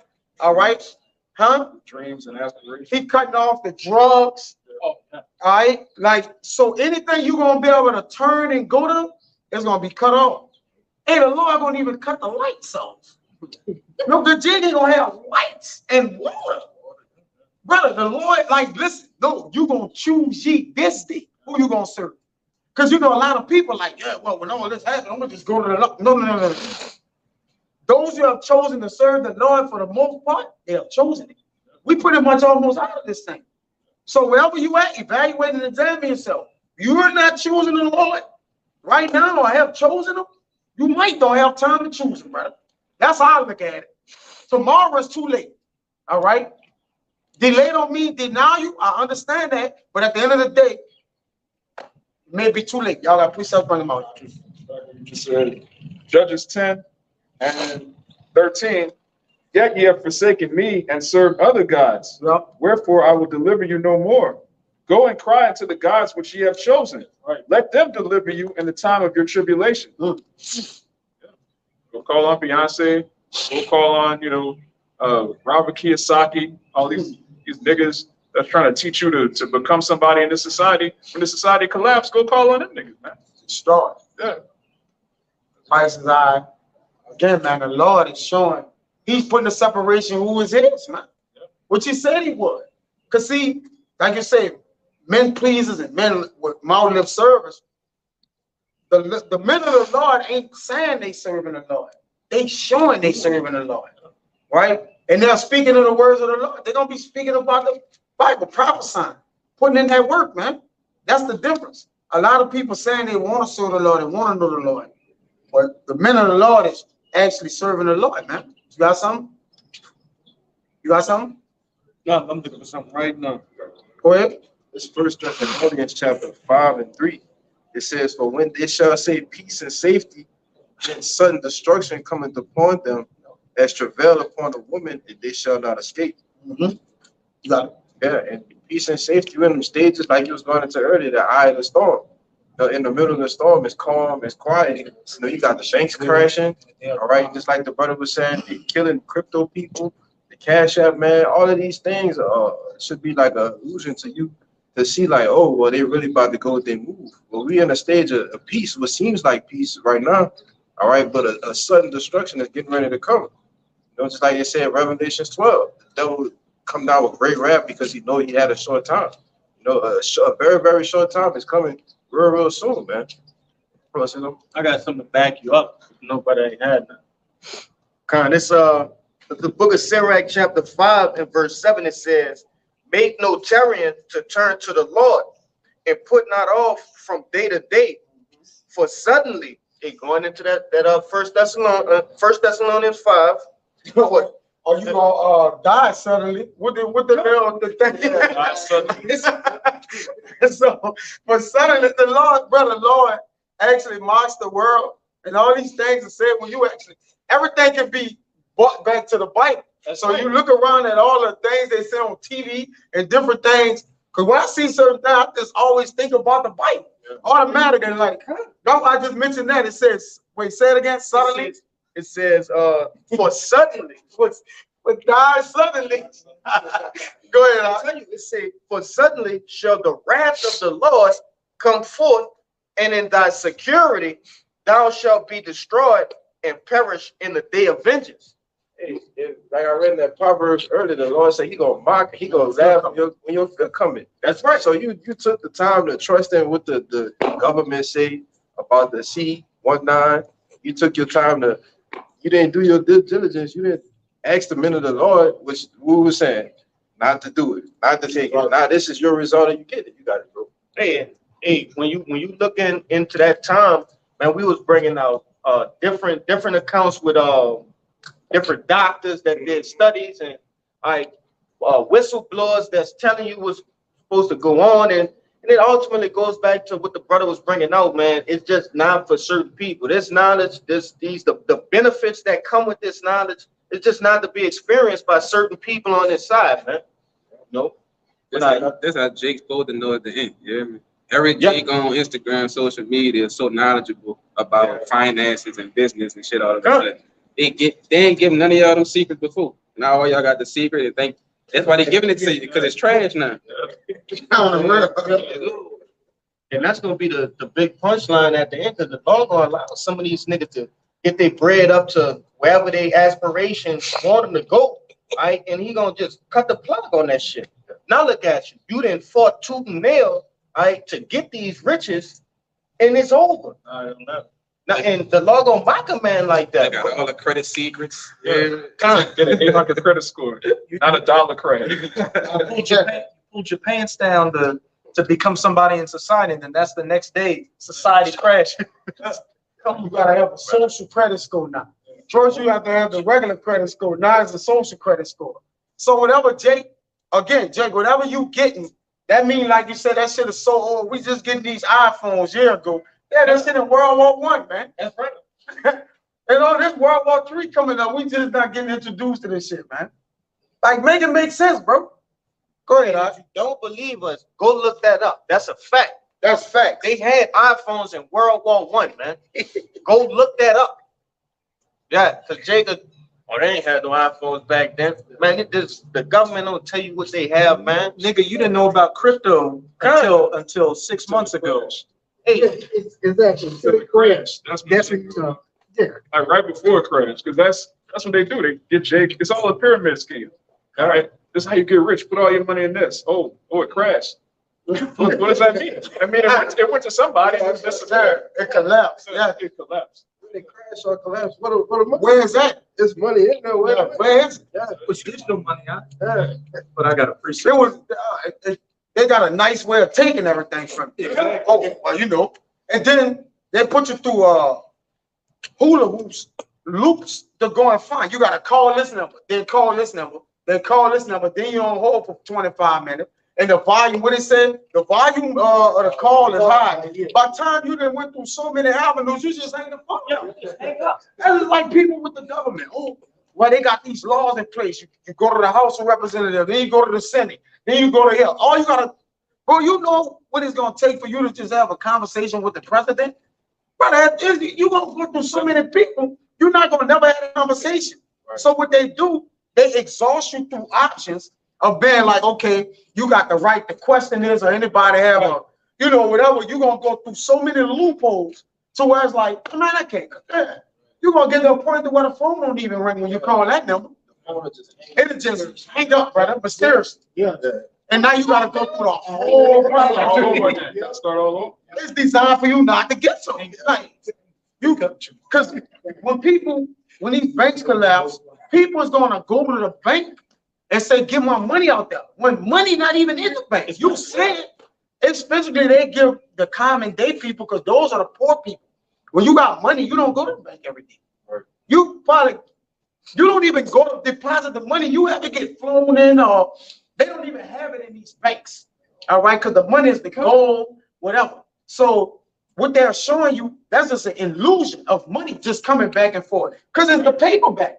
All right, so it's not real money that you're saying in the banks. So Jake thinking, I bring my physical money down. It goes out the back door. Remember, the money is a debt. It's a debt note. So Jake gonna go, when the banks collapse, Jake gonna go to that bank, the Chase Bank that he banked with, and be in front of that bitch. I'm about to break the window with his gun and shit. Ain't nothing in there. Ain't nothing in there. But again, our people are simple like that, man. You know, trusting in Egypt. Go ahead, God, this is Second Chronicles 36, verse 15. And Yahweh, the power of their fathers, sent to them by his messengers, rising up at times and sending, because he had compassion on his people and on his dwelling place. As you were going into a little bit earlier, during that shit, even before then, beginning with our apostle elders, you've had the Most High send the men of the Lord out to tell Jake exactly what's going to happen and showing it through the scriptures and through the news and everything. And then all these Johnny come latelys get the knowledge and thing, and then try to separate it from the scriptures. Verse 16, but they mocked the messengers of the Most High and despised his words and misused his prophets until the wrath of Yahweh arose against his people till there was no remedy. Hey, you spending this time of liberty, mocking and not taking heed to the words, what you're going to know it after death by pain. And the Most High, as it said in that Proverbs 1, is going to mock you and laugh at your calamities through who is men. Because the elect who spent this time of liberty get themselves right following after their power, when they've got that protective hedge over them and see you just getting raw through, you're going to have nothing to do but laugh at you because you were being a jamoke. You were being a jackass. The big I told you so is coming, man. And it will behoove you to do what you can right now to make yourself in good sights with the Lord, right? To be on the good side of laughing, right? You don't want to be on the other end of that finger getting pointed and laughed at that day. Instead of making excuses and wasting everybody's goddamn time. Yeah. With Job 36 and 21. Go ahead, you got it. It's the book of Psalms, chapter 110, verse 3. Thy people shall be willing in the day of thy power. In the beauties of holiness from the womb of the morning, thou hast the dew of thy youth. Read it again out slow. Thy people shall be willing in the day of thy power. So the people going to be willing in the day of the Lord's power, man. But that's a little late. We're not you at, brother. Yes. So if the Lord is raising up prophets B times, which B times mean earlier, all right, before destruction, all right, don't look for the Lord during the time of destruction, brother, all right, because in that day, He's going to be hiding his men, man, all right, you had all this time of liberty, right, you was given all this liberty to find the Lord, but guess what, you wanted to do whatever you wanted to do of the world, you wanted to be just in a conglomerate of iniquity, just being a nigga, and niggerdom, man. So when the word of the Lord come and the judgment of the Lord come, don't be ready, willing in that day, man. All right, because the Lord gonna judge your ass. Go ahead. This is the book of Job, chapter 36, verse 21. It says, take heed, guard not iniquity, for this hast thou chosen rather than affliction. Right. So most people regard iniquity rather than affliction, because affliction is what we're doing right now, man. We're being afflicted for righteousness' sake, all right? So we could be separated from judgment when the Lord do put his hand down, man. The Lord coming with a heavy hand, all right? And no man gonna be able to stay his hand or hold his hand or be able to go out of the way of his hand unless you're in the way of his arm, of his mercy, man. Other than that, the Lord gonna squish you. You know how they got the movies where they got the giant, when he come, everybody go to scare and you're boom, boom. Like, well, that's what the Lord gonna be doing to people, man. You gonna try to run, you just gonna see the hand of the Lord coming out. Boom. Like he gonna be killing you, which is symbolic for the angels and different matters of diseases and the dogs, the tail, the bears, the slay, all that's gonna be happening to you, man. All right, because you regarded iniquity. Meaning what? You watched after iniquity. We watching after they get saved. You wicked doers, we letting you commit wickedness, man. While we commit righteousness and we gonna sin in the end. There's more. That's it.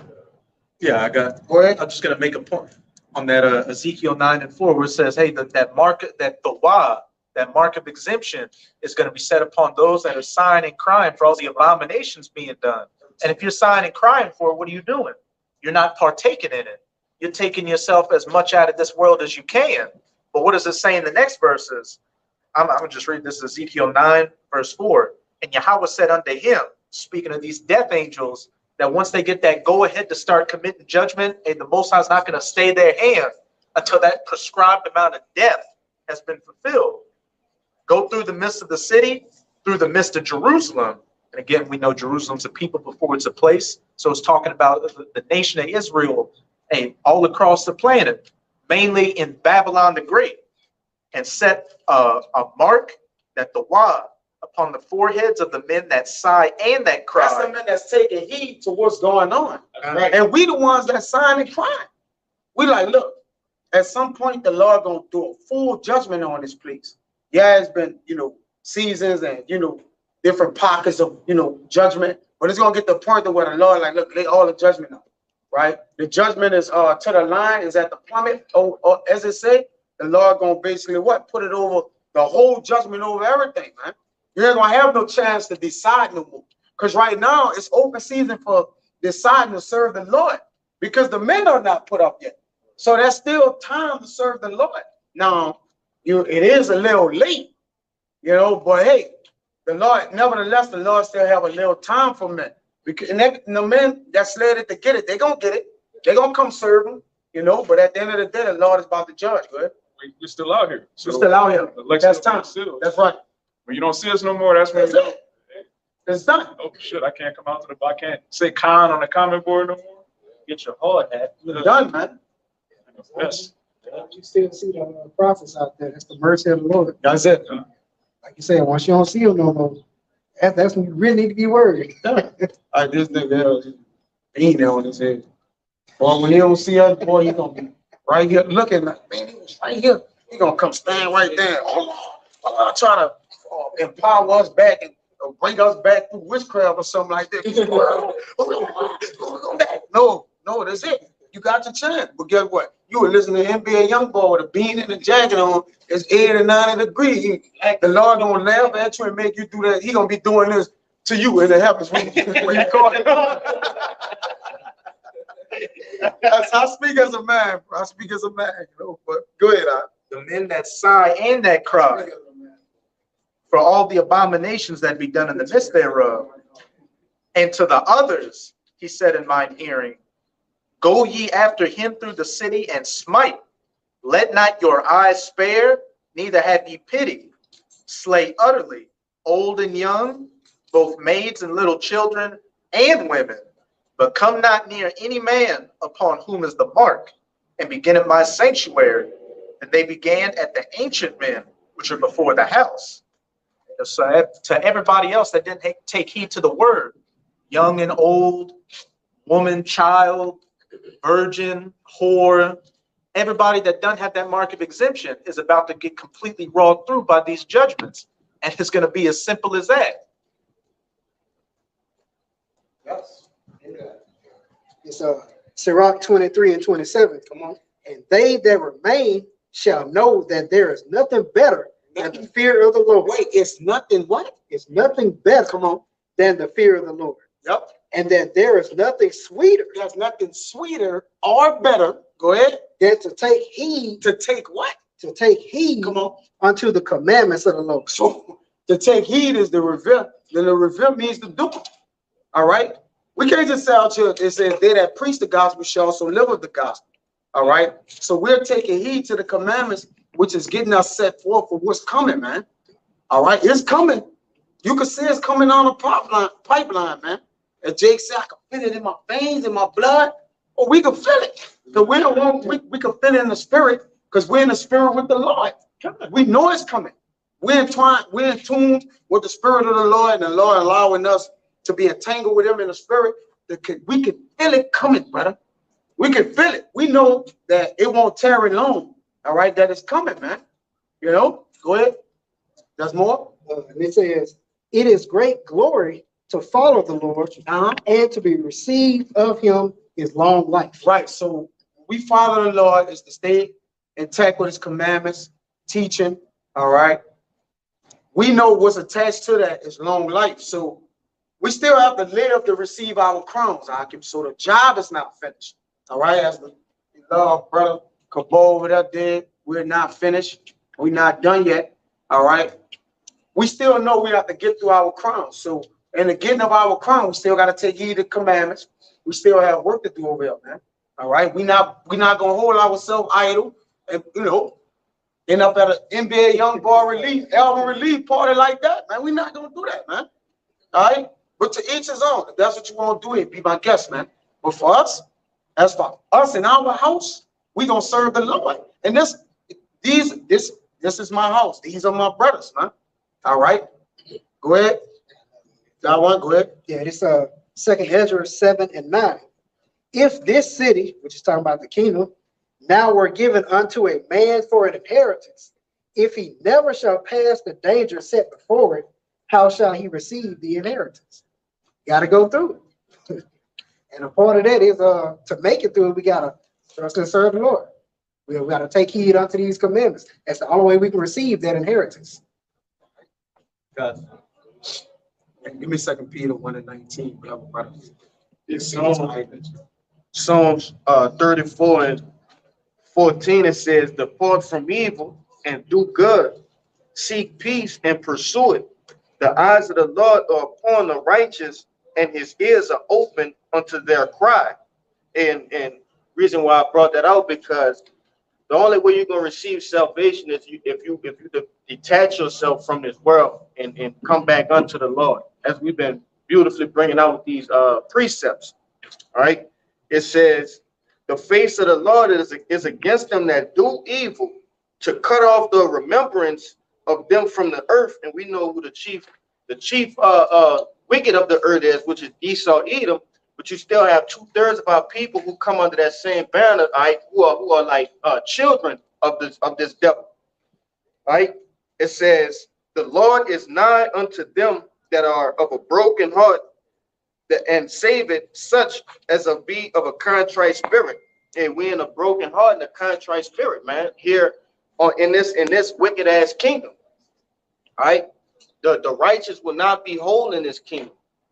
We crying out daily. We seeking the Lord that we may obtain that salvation. All right. Oh, got it.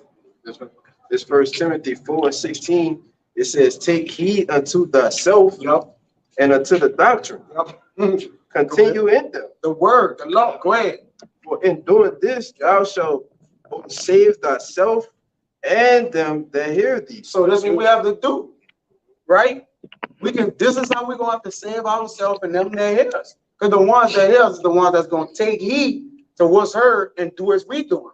Did not Paul say, be ye followers of me, as I'm a follower of the Mashiach Yahushua? Right. So read that again. God, this First Timothy 4 and 16. Come on. It says, take heed unto thyself and unto the doctrine. What's the doctrine? This word. All right. That sound doctrine, Yahushua. Prophecy. All right. The spirit of Yahushua, the spirit of prophecy, man. Go ahead. It says, continue in them, for in doing this. Continue in them. Right. So there's a continuance in the ministry that we have to keep going. You do, Jake, honestly, do you really think we won't go do that?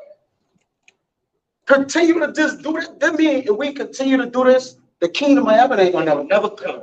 So at some point, it's like, Lord, like, they ain't gonna listen, which the Lord has all that in his hand to know, like, okay, this is now they still, the rest won't listen. I know they won't listen because I blinded their minds. Yeah. So I hid the gospel from them. Because only the ones that's not gonna listen, if you're an Israelite, is the ones the Lord hid the gospel to. You go on that word hid, it means to be put to death. That's what that means. Put aside for destruction. You put aside for destruction, meaning to be destroyed. Born in vain. You're born in vain. That's right. And then he kept a cluster of the grape. Go ahead. A grape of the cluster. Go ahead. It says, for in doing this, thou. Go ahead. If you continue in what we're doing, go ahead. Thou shalt both save thyself and them that hear it. So this is how we save ourselves and those that believe upon us, man. All right. Our families and, different things. It's the only way we can put ourselves in a position for our families to be saved, because our families not out here doing it. So at the end of the day, it's like, if you really don't get it, we don't shorten the hand of the Lord, but at the end of the day, you don't make who's gonna get it? All right, like your children, you want nobody knows you're hustling for the Lord like that, brother. It ain't working for the Lord. Now they do have, people gonna get. We just can't say who gonna get saved because we ourselves are not saved. But ultimately, like, if you ain't putting nothing in, you don't get nothing back. That's universal. Yeah, that's 1 + 1. Simple, man. So you got it. Oh, I'm gonna say just it's the most selfish, unselfish thing you could do. Yeah. you gotta be unselfishly selfish serving the Lord. But you gotta be unselfish with the men that's in the body. Gotta be equality. All right. But that's why he said, work out thy own salvation. That's selfish. Bro, that's a selfish spirit. And then but Jacob thinks, well, I gotta work out my own salvation. And then forget the man on side you. When they say right here, save thyself and those that empty. Well, y'all brothers, I'm listening to the precepts, y'all brothers bringing out like that, help save me. Like, oh, gotta do that. So we're even talking to those that hear you, it's gonna be those of the body as well. We all hear each other, right? It ain't just talking to people that are without. That's talking about people that are with them. All right, go ahead. No, that was it, man. That was it. Go ahead. Yeah. This 2 Peter chapter 1, verse 19. We have also a more sure word of prophecy. Yeah. Whereunto ye do well that ye take heed. Yeah, that you take heed. All right. Whereunto you do well if you take heed to this sure word of prophecy, man. To the restitution of all things be. Right? The root word in restitution is what? Rest. Right? Restitution is like a rest being instituted in, man. All right. What? Put in a place, man. All right. We need the restitution of all things to where we are at peace. All right. Which is going to explain. Go ahead. As unto a light that shineth in a dark place, Yep, until the day dawn. Yep. And the day star arise in your heart. So the day star rise in our heart, man. So there's a day that's going to dawn, and that light going to be risen up, man. And those who was in the light, guess what? They're going to be risen, man. All right. There's more. That's it. Come on, go ahead. It's Acts 3:19. It says, that's it. Repent ye therefore and be converted, that your sins may be blotted out when the times of refreshing shall come from the presence of the Lord. Right, when things are made afresh, back new, when the Lord refreshes, he's making things new again, man. All right. As it says, but it says what? Repent. I mean, what? To be sorry for. All right. But when you're sorry for something, the thing you're sorry for, you correct that. That's if you sorry. That's what repentance is. It ain't just, oh, I pray to the Lord, it's going to get up. No, it's to feel sorry for it, then correct it. All right. Now you have completed the thing in which repentance requires. All right. Once you feel sorry for it, you correct it, then you don't do it anymore. All right. That's how you be granted that's how you be granted for your repentance from the Lord, is to actually do that process, man. Go ahead. That's verse 20. It says, and he shall send Yahushua Mashiach, which was preached, which before was preached unto you, whom the heaven must receive until the times of restitution of all things. Right. So the times of restitution to all things, when we in Acts, when you saw the men gazing at the stars, when the Lord went back, man. All right. You said, why stand ye gazing? The same way he left, he's going to come back. So until the Lord put all things under his feet, all right, which the Lord have accomplished that. Until all his enemies be put down, everything gonna be restituted back in, man. All right. Get that in 1 Corinthians, brother. So all things be put under the Lord's feet. All right. Go ahead. Read that again. It says, whom the heaven must receive until the times of restitution of all things. Right. And he was received up into the heavens. And there's proof, right? Once he gave up the ghost, all right, he was crucified, right? How was he received up into the heavens? By the way of the angels, man. All right. He said he set it on the what? Right hand of the Lord. Huh? Come. He said he set it up on the right hand of the Lord until you what? Make his enemies his footstools. And you go to Psalms what? 110. All right. Matthew, you got it. Until you make his enemies his footstool. Then the restitution. Get that word restitution out.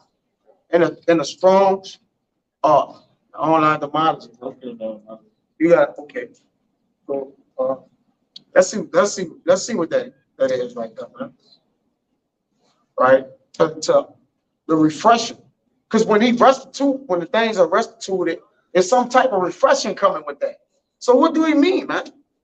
All right. Right. So restitution says a making good or giving equivalent for a crime, debt, or injury. Yep, go ahead. I'm making good on it, right?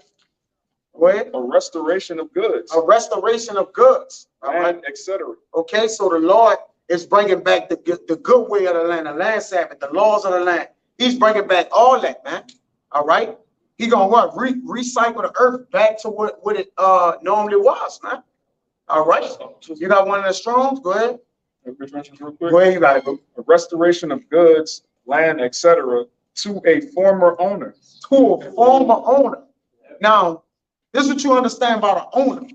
When you're a former owner, all right, which really the earth is the Lord's and the fullness thereof, you know, as the scriptures say. So everything in the earth is for the Lord, and the Lord really gave everything to us. Everywhere where the sole of our feet go. All right. So what's going on? The earth is going to be given back into the owners thereof, man.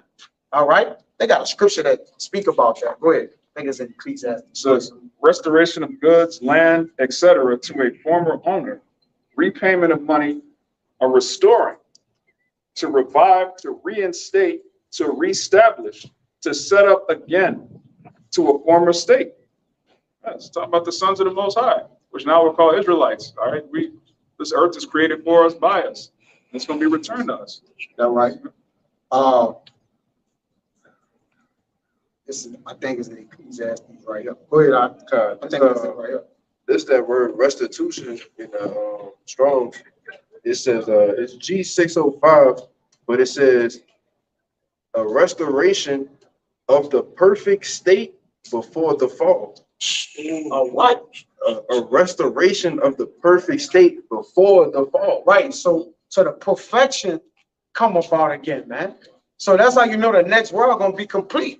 Read that again, man. It says a restoration of the perfect state before the fall. Right. So so Yahushua is coming. Now read the scripture again. All right. Yeah. This Acts 3:19. It says, repent ye therefore and be converted, that your sins may be blotted out when the times of refreshing shall come from the presence of the Lord. Right. So when the Lord actually blots our sin out, that's when the law's gonna be in our inward part. All right. When he blot out, he gonna completely cover over it, man. All right. At this point, we're still sinning. So technically, our sins haven't been fulfilled all the way, right? So when he blot them out, there's no more sin. They're gonna be fulfilled. Meaning what is gonna be done, man. All right, because we're gonna be made anew. When we be made anew, that's the new covenant, right? Yeah. That's Careful.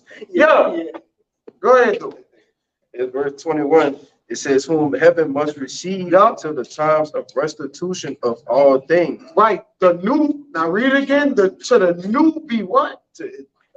What's the word? Restitution, the restoration of the perfect state before the fall. The restoration of the perfect state before the fall. So this we long for this, man. All right, go ahead, brother. That's it, bro. That's it? Yeah. So, hey, you know, Lord willing, that's the point, right? And we got something else? Concrete. Job 18, it's like in Job 20 and 18, that which he labored for shall he restore, talking about Esau, and shall not swallow it down. According to his substance shall the restitution be, and he shall not rejoice therein. Yeah, because when he eat, matter of fact, let me go back to this now. Read that again, huh? Job 20 and 18, that which he labored for shall he restore, and shall not swallow it down. According to his substance shall the restitution be, and he shall not rejoice therein. Right. Here's Ecclesiastes 5:10. It says, he that loveth silver shall not be satisfied with silver, nor he that loveth abundance with increase. This is also vanity. When goods increase, they'll increase that eat them. And what good is there to the owners thereof, saving the beholding of them with their eyes, man? So what's good to the owners if what they increase is going to be eaten up, man? Saving they watching it get eat up. It's going to be what? For vanity, man. All right, go ahead and read that again. Take us out on that out. Job 20 and 18, that which he labored for shall he restore. He gonna restore it. So we don't want to get nothing. We don't want to have nothing. That's why we don't desire nothing over there. Businesses and all that, because we ain't gonna keep it. We're not gonna have it forever. All right. We wait for the restoration of that perfect place, as they read in on restitution be when the perfect place before the fall. All right, go ahead. And shall not swallow it down. And shall not swallow it down. According. This nigga, he bring it up. Oh yeah, I gotta bring it up. This nigga so wicked, man. He's going out of style, man. It's crazy. We're going into the same thing over there, man. Right? You niggas, everything that you didn't stole, you didn't reap. You're not gonna bring that to slavery with you. You're going straight bare, man. Right? The only thing you swallowing down is fucking toes, man. Bring it out, brother. That's some sick shit, man. This is some fucking sick shit, right? I ain't the manager with the toes. Yeah, man. Oh, nigga swallowing down. Yeah, good. Niggas sick, Oh, man. man. I'm just looking at that shit over there. It said That's crazy. in Fox 17 Nashville, it said Tennessee hotel night manager charged after guest woke up to him sucking on his toes. That's the only thing he's swallowing down, man. Yeah, we need the restitution. We need the restitution. Hey, brother. I said, this nigga gotta go, man. This nigga is sick. Toe suck. Picture that. Toe sucker, man. We ain't come to the- Oh, man. Some sick shit, man. But this was ruling over us, man. All right, this, like the Lord said, that shit like that supposed to make you mad. We got a goddamn toe sucker ruling over us, man. Oh, that's your king, man. Yeah, just the man. All right. Suck it down toes, man. This nigga is wicked, man. And like I say, only through the Most High, this devil gotta go, man. He got like we was getting on that thousand date, man. That hour, man. That's gonna be a holy spiritual day, man. When we get rid of you damn devils, man. Fucking you just a cancer to the goddamn earth. This nigga just destroyed everything he puts his hand on. This nigga destroys everything, man. Everything is, and look at this nigga. Look at this nigga, man. This is ruling over us, man. This was supposed to start. And then it is fucking nuts over there. Look at that nigga. Man, bitch toes and shit. Man, you look at a nigga like that, you gotta ask how long, oh Lord. This was the fuck ruling over us, man. Nigga got that bird, he's like a bird. It's like a hair missing. It's fucking ruling, man. Fucking, it pulled the straight. I'm angering you, man. But you niggas ain't angry enough, man. Wait, whoever you had, like I said, I just had to bring it. We're talking about the same thing over there, though, man. The same exact topic and everything. You know? Supposed to be fucking mad, man. These devils grinding us in the ground. Why they sucking toes? Why they doing all type of shit with corn, man? This shit is at some point it drives you mad, man. Meanwhile, they got our people seduced with the shit, man. It drives you to the point where you don't like a goddamn thing here. Everything should piss you off. This is what America is set up for. It's set up as a prison camp to piss you off, man. If you wise. What you said? First, make it a wise man. Yeah, if you're wise, man, you should be mad, man. I'm having a good time. You just in the fucking store. You should go to the store and seek out a bunch of things that piss you off, man. The pride of these motherfucking women. Pride of these goddamn Edomites and these niggas. They left in a state of false pride, ego. They think there's something here, man. When they really just on the bottom. Go ahead, Doc. Where we at? What y'all at? Yeah, they need new ownership and new management, man. And the kingdom is being translated from one person to another. You can see it. I mean, this the man that's ruling the earth, his nation of people, and you're a habitual toe sucker, man. Yeah. Right? Then he snuck and did it. This is just a fucking devil. Just ask the man. Man gonna probably tell you no, man. But he won't get refused. So a nigga like, I'm gonna put the key in the door and just do my thing, man. That's a nigga there, man. That's a nigga like that. When you go to his Airbnb, he got cameras all over, man. Yes. Right? He watching you do the number 2. Yeah. All right, he watching you do all sorts of shit. Take a shower and shit. Yeah, pop your woman, you name it, man. He the nigga that, what he sucked the man told, he probably got in the bed with him, man. Of course. You know, You had to pick the covers up. nigga took your socks off and everything, man. But he gonna give probation for this shit. You see what I'm saying? He gonna, So, The judge gonna, man out of his mind. They gonna give him 6 months in the crazy institution, and then the nigga gonna go to jail from his loft somewhere here in jail at his own house, man. On probation. this nigga there that drives to and from work naked, man. Yeah. While he driving. From here Shirt on, down. got the shirt on, everything else naked, man. We just see the nigga out here like that. Over there by the truck over there, man. You know? There's just sick ass people out here. This is what it's like seeing a lot of this shit is like listening to the radio on Grand Theft Auto. You hear some wild shit on there. This how the people here in America is, man. You got the in-dog, she eating the children there. You know, this shit is wild, man. We gotta get the fuck out of America, man. And that's why the scripture said, if it wasn't for the Lord, we would be like Solomon. We would be some toe suckers, man. All right, some backdoor kickers, man. All right, giving people, hey man, niggas hit a stick, man. I don't see nothing wrong with it, yo. Teach his own. That man won't suck some toes, brother, suck toes.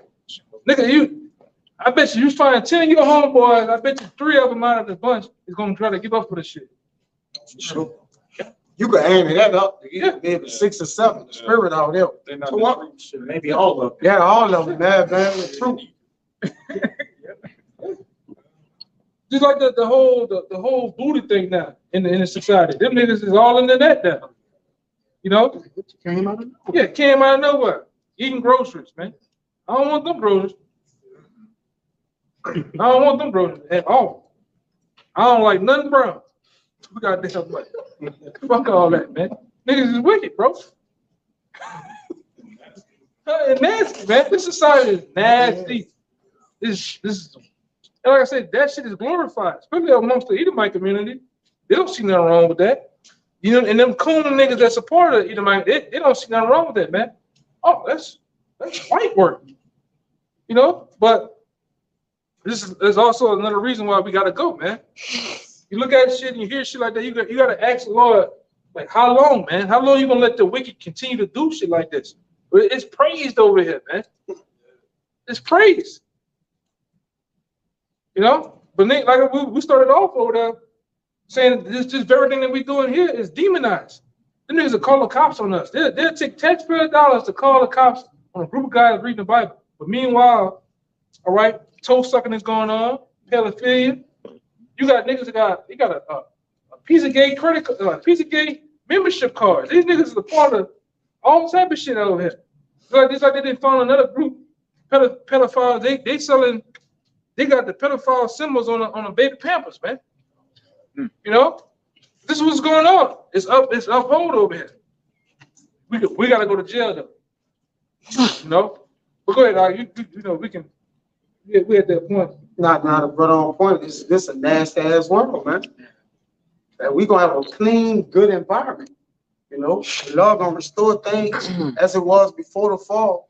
And then what? The righteous rulers and governors gonna be in place. Well, no wickedness is gonna be allowed. So we read the scriptures all the time about how the children gonna play in the street. You think in the kingdom they're gonna have pedophiles? No. Not at all, man. Even the phone agreed.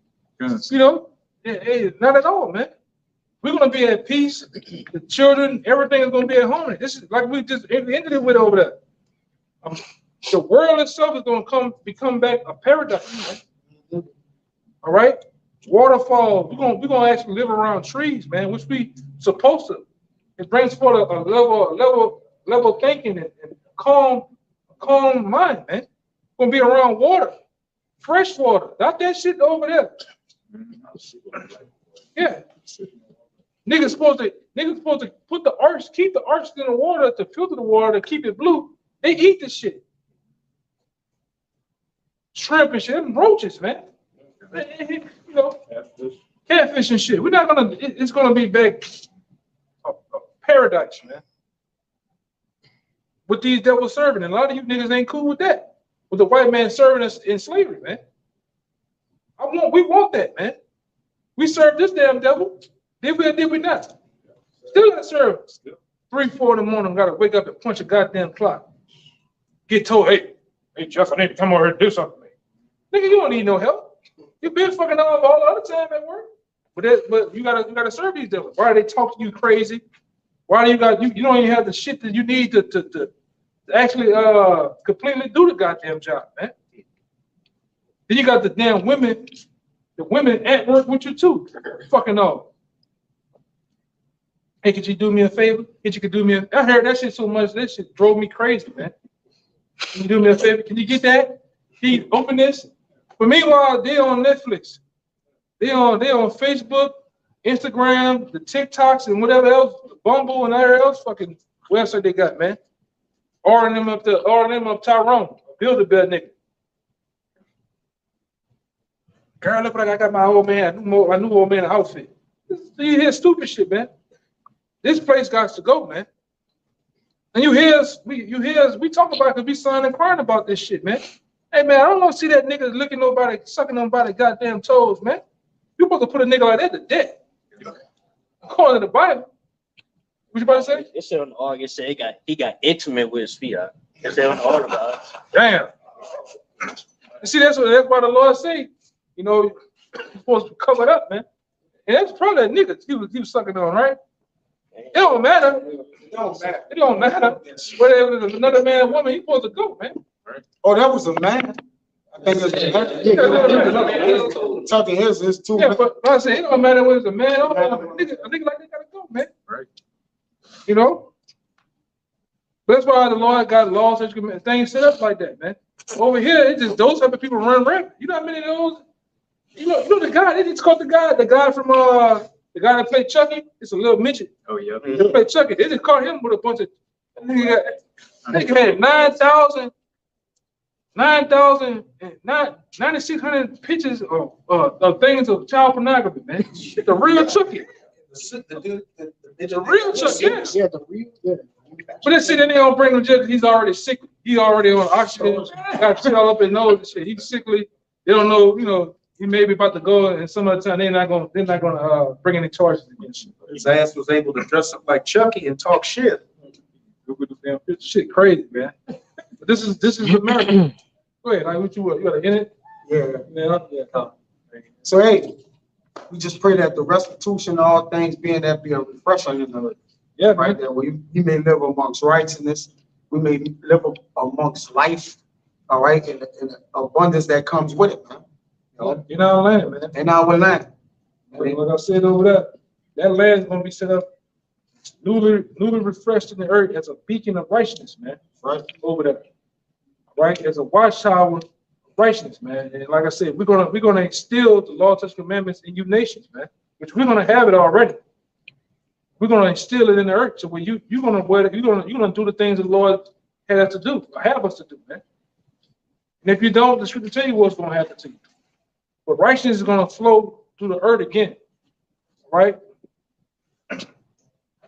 Because this whole world and kingdom is set up for wickedness, man. This is Satan's playground. Go ahead. Yeah, we're bringing out the scripture. It's the book of Amos, chapter 5. Yeah. And verse 24. But let judgment run down as waters. That what? Judgment run down as In waters. the kingdom of heaven, judgment gonna reign supreme. All right, it's gonna be righteous judgment that come out of the thrones, the set thrones of David. All right, through the spirit of Yahweh Shai. Go ahead. And righteousness as a mighty stream. And what? And righteousness as a mighty So stream. the kingdom of heaven gonna be a mighty stream of righteousness coming forth, and judgment gonna be displayed on all these other nations. All right, that no wrongdoing is well, the other nations gonna do wrong, but we gonna judge them, man. And righteousness gonna have its what way? It's gonna flow as water, like the brother said, like water. All right, And water much. it's gonna be water. So, you know, Lord willing, that was edifying, man. To the next count, you know, we're gonna give infinite honors and prayers to Yahweh Bahashem, Yahweh Shai Bahashem. Honors to the elders and apostles of Great Millstone. Salutation to the audience that's pushing the truth to sincerity. And to the next time, we're gonna say Shalom. Shalom. A Bible ball. A Bible ball. Bible ball. Bible ball. Bible ball. Bible ball. Shalom. Shalom. Shalom.